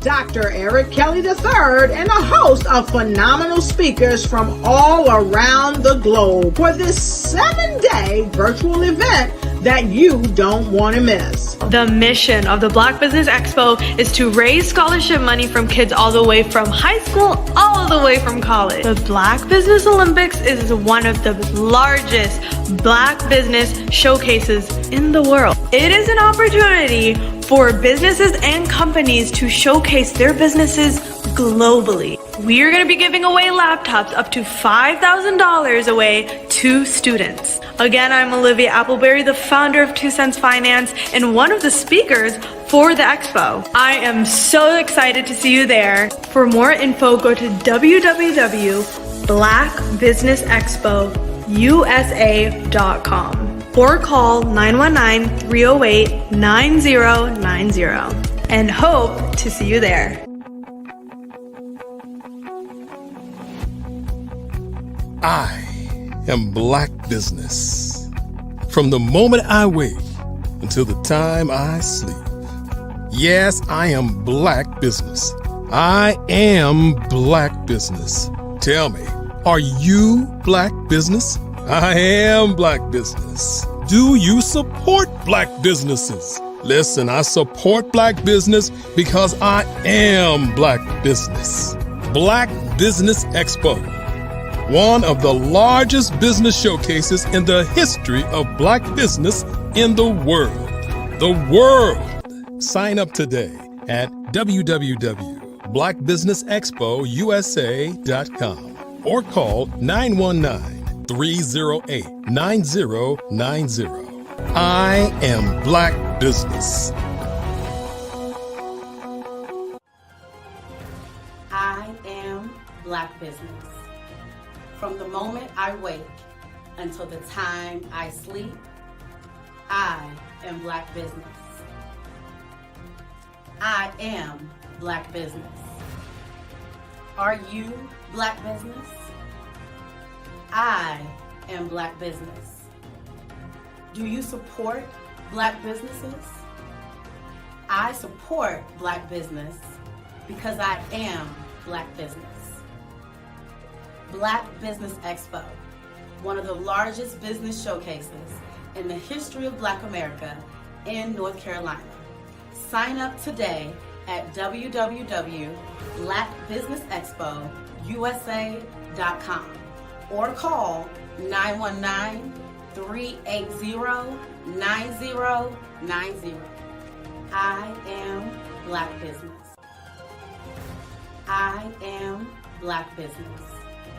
From the moment I wake until the time I sleep, I am Black Business. I am Black Business. Are you Black Business? I am Black Business. Do you support Black businesses? I support Black business because I am Black Business. Black Business Expo, one of the largest business showcases in the history of Black America in North Carolina. Sign up today at www.blackbusinessexpousa.com or call 919-380-9090. I am Black Business. I am Black Business. From the moment I wake until the time I sleep, I am Black Business. I am Black Business.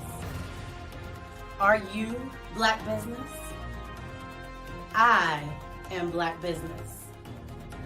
Do you support Black businesses?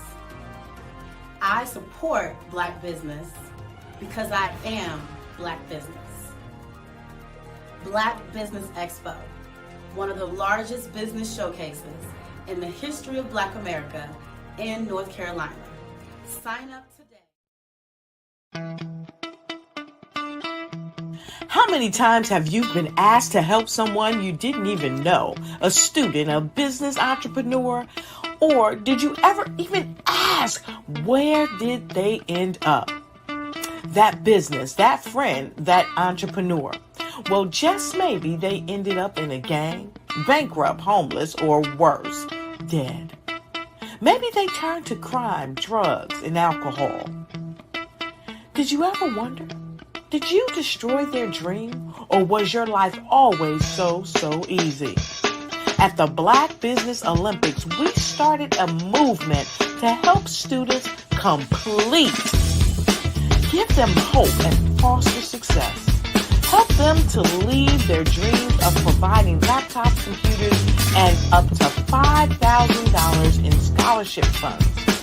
Today, we ask you to help a student, a business owner, or an entrepreneur to realize their dreams by sponsoring them, supporting them, and buying from them.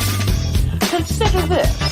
With $1.6 trillion in our Black community, we only ask for a small donation for our students, our businesses, and our entrepreneurs. And you can change a life today. So I ask you, what are you going to do? Sit on the sideline and watch our students in high school be losers, miss out on their dreams from lack of resources? Or are you going to donate to the movement and change their future and yours as well? Give us a call today at 919-308-9090. Change their life by investing with action to the Black Business Olympic Fund. The Black Business Olympics, one of the largest business showcases of Black business in the history of the world.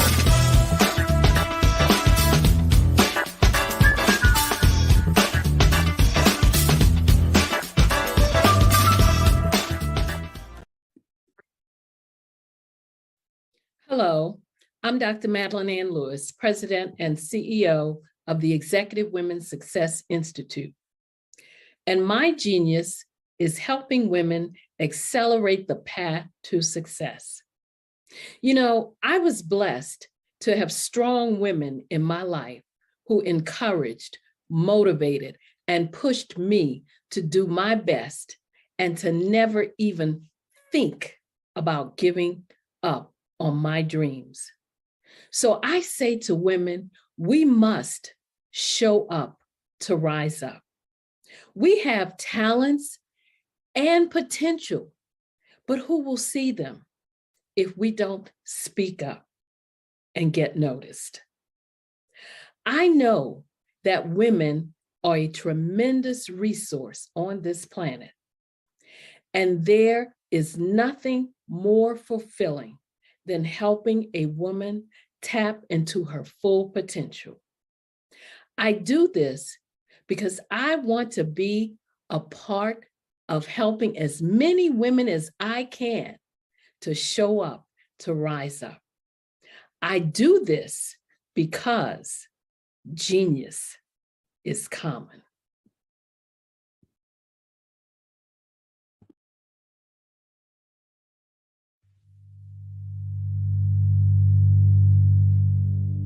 So what we have to do is when we get in a spot, we need to create some spots for us. That's the main thing. We need to be able to be in a position where we're able to create those spots for us. For me, being an entrepreneur, I'm not just going to get a business and then leave you sitting high and dry. If you ask me some questions about entrepreneurship, I'm going to give you as much as I received. I've seen people who made it, and then when you ask them, it's like, okay, now you have to pay me for the information, the same information I got for free. We probably in totally different cities. There's no way that we're going to bump heads or anything. We're not competing. Bring me up with you. And so I just think that whatever education that I have, then I need to be able to give that to my own as well. So create the spots. You can create the spots when you get there.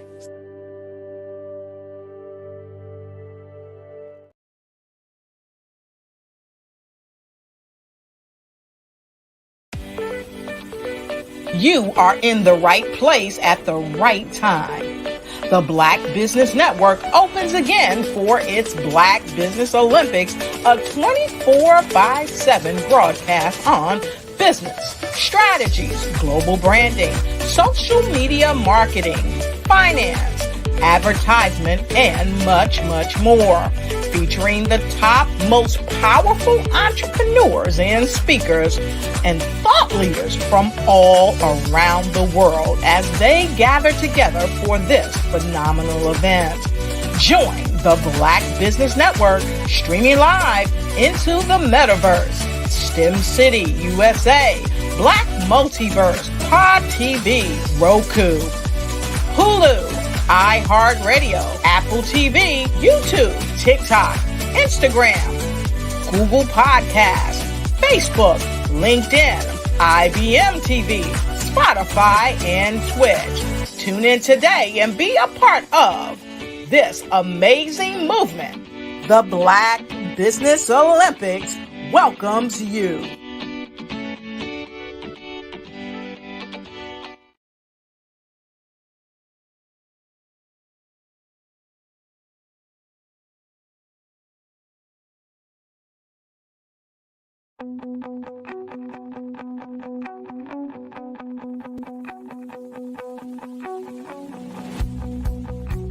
I am Black Business. From the moment I wake until the time I sleep. Yes, I am Black Business. I am Black Business. Tell me, are you Black Business? I am Black Business. Do you support Black businesses? Listen, I support Black business because I am Black Business. Black Business Expo one of the largest business showcases in the history of Black business in the world. The world! Sign up today at www.blackbusinessexpousa.com or call 919-308-9090. I am Black Business.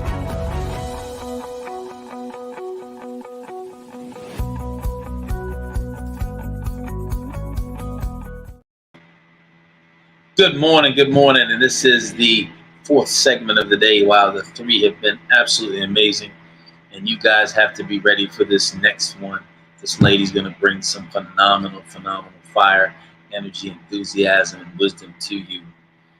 I wanted to make sure I give a specific shout out for this segment to three more of our sponsors: the First Atlantic Insurance Group, Hello LLC, and 5-Star BDM Media, for making sure they were a part of what goes on here with the Black Business Expo USA.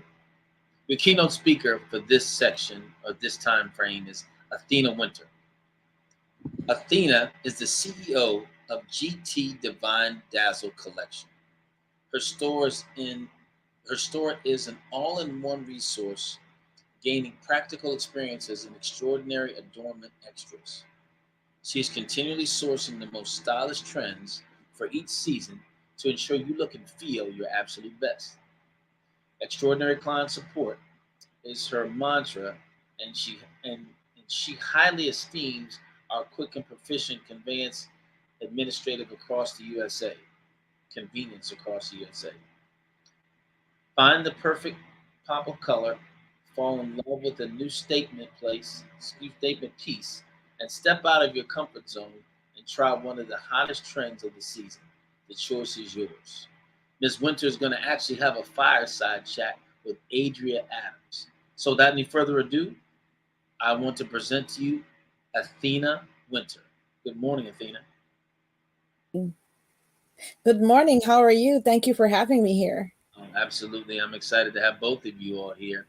So we're here to hear about Dazzle. We're here to hear about spots of color, how to enhance that. It's not for me, but you know there is someone out there that is actually ready to do what you have, embrace who you are, embrace the mantra behind the elegance that you were going to share here. So Andrea, you take it away, and you all enjoy this next 40 minutes so we can find out how to bling our lives in a different way. Okay, thank you. Thank you so much. Grayson, you're so correct. Athena is such a fire peg. So I'm excited to be privileged, I should say, to be able to have this fireside chat with her this morning. Thank you. Thank you, Andrea, for the opportunity. And Mr. Grayson, I don't just have products for women. I do have pieces for men too. Oh, so men can bling too. Okay. Well, yes, sir. I got to sit here and watch. I got to find out what the men's bling is all about as well. Yes. Okay, so great. Andrea, So Athena, we're going to start. First of all, we did have a beautiful introduction of you. And of course, that cannot tell us everything. Can you just share a little bit with the audience about your background? I know where you're from. They don't. So if you can just give them a little history from where you're from and where you are now and some of your achievements along the way. Okay, no problem. My name is Athena Winter. I was born in Guyana, South America. I am a dedicated mother of 4, a proud grandmother of 2. In addition to my family roles, I am honored to be married to an Army veteran, which has given me a deep appreciation for service and sacrifice. Professionally, I serve as a care navigator in the state of Michigan, assisting individuals with their healthcare journey.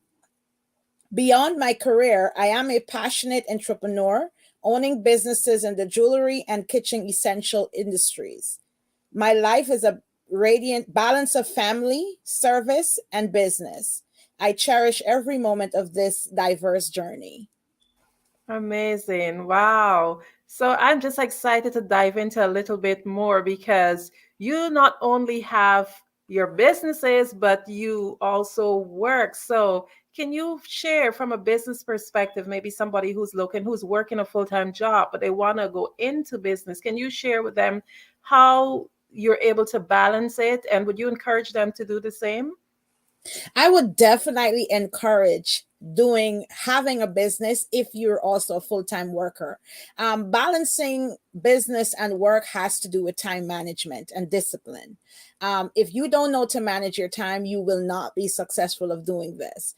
One way of balancing your time is setting timers. I have timers on my phone that goes off in the 30 minutes increments, and that's how I achieve different tasks and goals throughout the day.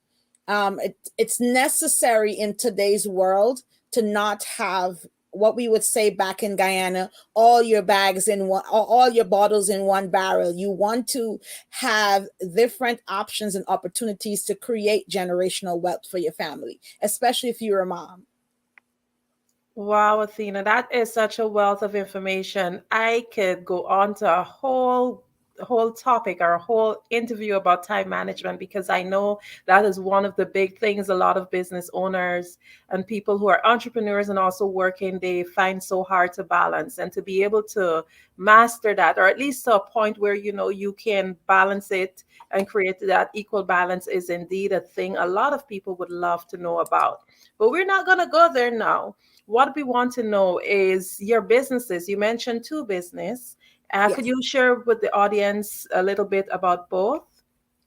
Both of my businesses are in the category of multi-level marketing businesses, because I believe that people want to have that interpersonal communication. And because of the age we're in, again, everything is what we call digital, and we're losing that communication aspect of talking one-on-one with individuals and empowering each other. So I love the model of multi-level marketing. I have one business that focuses on empowering women. I am a survivor of domestic violence, so I advocate for women who are going through domestic violence situations, or who have gone through, to help them to rise from that adversary. I also have another component of my business, which is cooking. I came from a family of cooking, and my grandmother and my mother, they have all these old Guyanese recipes that I incorporate in my lifestyle now. So I have a business where I sell essentials for your kitchen, utensils, pots, blenders, juicers, to help you have a healthy lifestyle. I even have a little part of it where you can have shakes and different things that you can incorporate to help your children eat fiber, because it's difficult to have children eat fiber and vegetables naturally. So we have the powdered form in that company that you can incorporate in your dishes to help your children have a balanced meal also. So I share 30 minutes to an hour recipes that if you come home from work and you are busy, you can just pop on a nice healthy meal within 30 to 45 minutes. So that's both of my businesses. That's so wonderful. So we definitely would be trying to learn more about this as we go on throughout this interview. So one of the things that we want to know is what caused you to go into this line or choose this line of work? When the pandemic started, Andrea, prior to COVID, I thought I wanted a healthcare career. I wanted to climb the ladder. I'm like, okay, this is what I want. I'm passionate about taking care of patients. But when COVID came and I was furloughed out of my job, that was an eye opener that, you know what? You cannot just have all your eggs in one basket. You need to figure out how you can take care of you and build generational wealth, and your future is not in somebody's hands, where somebody can wake up tomorrow and say you no longer belong here. And that's how my business is birthed. I also one thing that drives me also, because I am a domestic violence survivor. I was once homeless. I had nowhere to live. I struggled for food. I didn't know where my next meal was coming from. So I always have this mindset that I will never go back there. So I always set up myself to cushion me in the event that I would never have to want again. Amazing. I've had the honor of working in business with you, and I can say and I can attest that you are a wonderful leader. But I want you to tell me, what do you believe is your strength in terms of being a business owner and a leader? What are your strengths? I would say consistency, perseverance. I fight. I don't give up. Those are all strengths that I have that propels me to keep going. I believe in being a transparent business owner. Especially in social media world, people see beyond the camera. And when you go on social media, you don't want to put up a show that, oh, I have it all going on. You want to be transparent to connect with your audience, because there's somebody out there that wants to know that you are like them. So I think my strongest strength or quality is my transparency. I show up being authentic, Athena. Wow, you just went ahead of me, because I had all intentions of just grabbing that information from you as it relates to social media. Over the past few days, we've been trying to help our audience to learn a bit more about social media and networking and so forth. And I know you might try to be very modest with this, but I consider you as one of the queens of social media and networking. So, as a young business person or someone who is not so tech savvy or social media savvy, what could you share with us your journey, how you're able to build your audience and to be able to keep them engaged and so forth? Can you share with us some of your secrets or tips that you can give in order to have a successful social media following? Absolutely. So I have heard people say, Andrea, I'm private. And I want to say this up front, disclosure. You can't be private and have social media accounts. That's not what social media is about. Social media is about transparency. And if you are not willing to be transparent, you're not going to get following. If your content is not entertaining or bring value, it has to be either one, value, entertainment. If you're not bringing either or, you will not have followers. Right. So I think the first thing in building audience or followers on social media is identifying your niche. What are you willing to bring to your audience? What value are you bringing to your audience? Once you have discovered that, then you have to show up in that niche, right? For me, my niche is helping women rise above their adversaries, right? So I come showing up as a mom. I show up with my difficulties. I share little statuses along the day saying, well, I might ask a question. Hey, how do you handle a teenager who wants to have a girlfriend or a boyfriend? And there you get all the moms coming. And then I might change the topic a little bit and have a different target audience. So now I've just asked a question to engage moms, but I also want to engage stay-at-home moms. So I might talk about what is the best cleaner that you make at home that, is not expensive out of pocket? What did you make in your kitchen that works perfect for cleaning? And then you might have another group of people come. So it's all about target audience and what you're trying to achieve.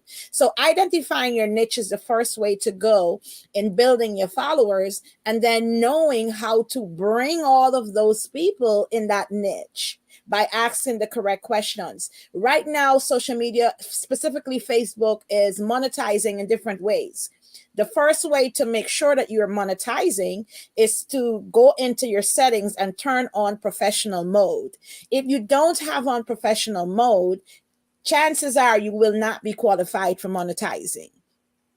All right. So you have to turn on your professional mode. Once you have professional mode on and people send you friend requests, you have to make sure you're declining friend requests, because back in the day when Meta started or Facebook started, it was all about friend requests, right? And having friends. Now it's about followers. If you accept those friend requests, they don't turn into followers. They become your friends, and you're losing out from the opportunity of monetizing on social media and falling into that algorithm, right? So you want to make sure you have followers versus friends, friend request friends, right? And then you want to make sure that you're not just sharing about your business, but you want to do everyday content about what's going on in day-to-day life that people can relate to. If you operate on Facebook like you know everything, or social media like you know everything, chances are you're not going to get the followers, because you want people, everybody has a story to say, and you want to give them the opportunity to talk to you. So you ask the question and let them come in with the information, and then you counter react with information and get connected with your audience. There's so Wow. much to share about social media and following, but that's where to start. Amazing. That has been really great information. So, I know personally you had lost an account, access to an account before, and you were able to not only create a new account, but I think you were able to retrieve your account. These are things that fears that people have, and ways that people don't know how to get around. Would you be willing to share with us how that journey was and how you were able to rebuild your following so fast, and part of the journey in terms of trying to regain your account? What was that like? And is it an easy process or a hard process? Losing my account was devastating. I was hacked last year, and I lost a page. It had over 5,000 at that time followers. I was just building my business. I was just starting in social media, and I lost that page. And Facebook, it took Facebook 10 months to get back the account back into my possession. So if you have a social media, specifically Facebook and Instagram, I recommend to you to get verified. Prior to 2023, only public figures were verified. Now Facebook offers the opportunity for everyone to verify their account. It's not free, it's $15 a month, but what the verification does, it prevents you from being hacked, because you have to submit your identification. So now Facebook knows who you are. You have your driver's license and whatever is your form of identification, and now you're verified. So it's not that easy for hackers to now hack your accounts, right? Thirdly, how did I build my my following? I shared my journey, one video about 2 or 3 months ago. I shared my journey on how I was homeless, and how I was beaten, and how I rose above that, and where I am today. And that video went viral, and that's what brought my following. So I think, again, showing up authentic, showing up and sharing your journey is very important to achieve the following. A lot of people don't want to do that. Working in business and having women in my team, I've heard often, oh, I can't do that. I'm private. I'm not going to share that. I'm just going to work my business this way. And it's okay if you want to work your business this way. Just understand that you're not going to get the results if you don't want to put in what is necessary for social media. Wow, that's amazing. Athena, I know you do so many things, and you're also a coach. Have you ever considered maybe creating a course where you can teach others how to do the same things that you have done? I have thought about it, Andrea, and to be honest, I started and neglected it. But I would definitely consider doing something like that. I believe that my information, people have reached out to me and said, well, why don't you create a course and charge for it? And while, yes, you should charge for your talent, right? The information, or the wealth of information I received, some of it were paid, but then a lot of it, I received it free. And it was because people had videos and people poured into me. So I welcome the opportunity to pour into other women. And you ask me a question, I'm always available to share information, because I believe it's not always about the money. I believe that when you give freely, God will send people in place. You don't always receive the blessing from the person that you give it to. God will send your ram in the bush to always bless you in different areas of your life. So, but I am exploring it. I will explore it at some point. Yes, I'm very sure the audience would love to learn more about how they can build their following. That is one of the main things that people do try to seek now, because that is a way for you to be able to gain income. So, can you tell us what you like most, or what you like most about business? I love being myself, Andrea. I love hearing women say to me, you empower me or you inspire me. I wish I had the strength like you. And even in the times when they say that, I don't always feel strong. But hearing someone say that motivates me to keep going, and I just like the community. Gone are the days where we kind of hide what we go through, because coming from Guyana and coming from my culture, you just don't say certain things in public, but in today's world, I love the opportunity to express ourselves and connect with other women who may have gone through what you are going through, or you are able to pour into them, so I love the opportunity that I'm able to pour into other women and help them build their businesses. Amazing. So, what skills would one have to require in order to be able to be part of the business that you're in? And also, do you have competitors in your field? I am sure every business has competitors, but I believe in my mantra, there's money out there for all of us. Right? You have your network, I have my network. There's money in the pot for all of us. So I don't necessarily pay attention to competitors. As far as being qualified for the business that I am in and being a part of my team, before, when I first started network marketing, I recruited anybody, right? In this season, you have to have the mindset, right? It's all about mindset and being coachable. If you are coachable, you will get to the top. If you're somebody that feels, okay, I have a master's in the degree, or I'm a teacher, I'm a nurse, and you can't tell me this, then you need to stay in that lane. Once you are coachable, you will get to the next level. You have to always be the student in the room. And being the student in the room, you will gather all the information and tools you need to get to your next level. So I say that's the qualification you need. If you're coachable and you're consistent, you can manage your time, and you know what you want. You have a why. That's all I need, and I'll be able to work with you. Amazing, amazing. So, but as it relates to social media, I know a lot of people, we still can't get enough, because it's like an ocean out there, and you see some people are making it up, and then for the most of us, we're there struggling on the low. So, can you share with us like the use of hashtags? So, do you use them? Are they helpful? They are helpful for your reels. Right now, if you want to grow quickly in social media, it's all about reels. It's all about making videos, turning your content into videos, short videos. Okay. And you have multiple apps that you can use to make your videos professional. You could start off with Canva, and Canva has an option for professional reels, and you can put your content upload your content into Canva and make your reels. It's not that difficult. And you can definitely make, like for me, people think I'm on social media every day, all day.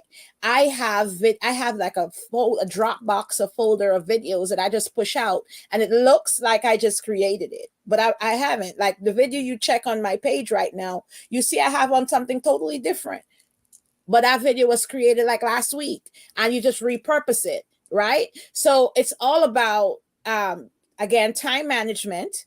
And then if you want to grow your social media, you have to make videos. Hashtags are very important, but you have to pay attention to the professional dashboard in your Facebook account. And when you go into professional dashboard, it actually recommends the trending hashtags.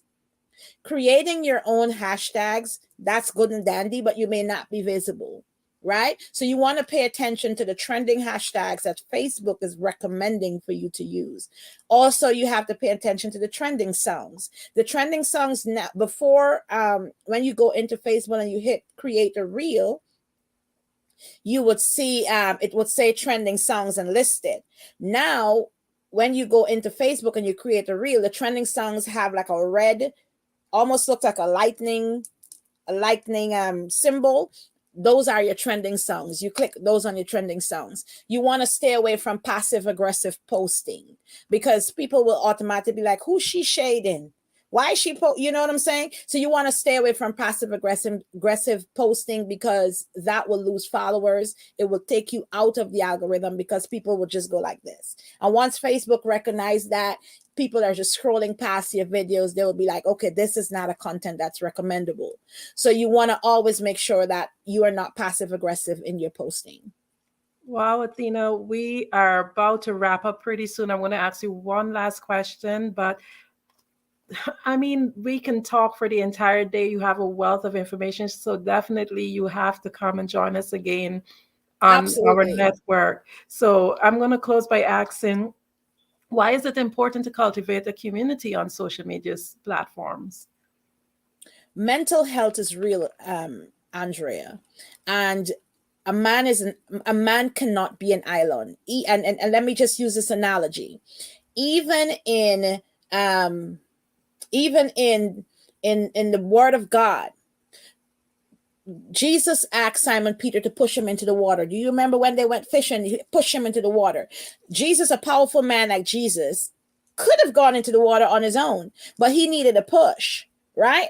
So why we don't want to have pushing from each other. That's what a community does. It helps to motivate you and push you to your next level. We are not too big or too what was the word? A word is not coming, but we're not over being pushed. So I say a community is necessary for growth. A community is necessary for support. And a community is necessary for you to help get to the next level and learn from each other. So do not despise people saying, I want to push you. It's very important, because even Jesus was pushed. Exactly. So while we wait for the moderator to come up, one last thing, could you just tell us a little bit, tell us about how we can contact you? And is there any last message you want to give to the audience before we close? Yes, absolutely. You can reach me, my social media accounts, Instagram and Facebook, Athena Winter. Winter is spelled with a Y instead of an I. And you can definitely check out my website for my products, www.winterfam.com. Or you can send me an email at gtdivinecollection@winterfam.com.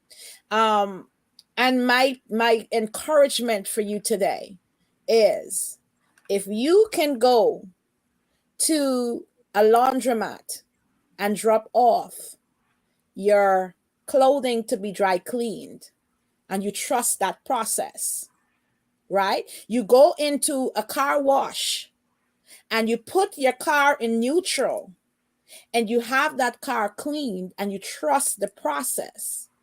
Why, when we look up and we go on our knees and we pray to God, why we can't trust the process for transformation? I say to all of you as business owners and entrepreneurs, it's not going to happen overnight. Trust the process. Thank you, Andrea, for the opportunity. Thank you, Mr. Marshall, for the opportunity. Look, that was, I've been sitting here taking notes on social media, the stuff that you dropped. I think right there, just the few things about being verified, the things about making reels part of what you do to really gain visibility on the internet. I think that people don't really understand the strategy behind that, and you sharing those things probably just free up some more people who've been in that whole abyss of just how do I separate myself and make myself significant in the sea of a bunch of people. So that was phenomenal. I appreciate you. I didn't hear about the men's bling though, but the rest of it was all good. So I was excited to hear about that. But thank you so much, the two of you ladies, for sharing that. What an awesome morning we've had. And again, thank you, Dr. Kelly, for allowing me to be in the pilot seat for the first segment this morning. I'm so excited about this. Again, we can't do anything without your support. And this whole Black Business Expo USA, the Black Business Olympics, is about raising money. And it's about raising money for this collaboration and connection and moving to the next spot. If you really want to be a part of what we're doing now, we want you to be a part of this scholarship push. Go to blackbusinessexpousa.com and share your wealth. A small donation, as the video says, will help go a long way. And if you're in need of support and you're a young student, they give away scholarships and equipment. You need to go ahead and register at Black Business USA Expo, blackbusinessexpousa.com, and let them know that that's what you would like. Again, we cannot do this without sponsors. And I want to make sure that as I leave, I acknowledge all of the ones that have been so supportive of this venture. First Atlantic Insurance Group, Hello LLC, 5-Star BDM Media, NC 100, Moody Capital Partners, Suede Soul, Lotus Ritchie Coaching and Training, Carolina, Virginia Minority Supplier Development Council, Step Management, Barbara H. Smith LLC, Margie McLean Foundation Incorporated, Genius is Common, Earth Essentials, Mullane Shami Global, Executive Women's Success Institute, The Quality Coaching Company, Superwoman Business Services, Creative Force Studios, Lee Entertainment, Atlantic App Design, Black Business Expo USA. I've been your host this morning, Grayson Marshall Jr., the real GM, and Genius is Common. I'll see you on the other side.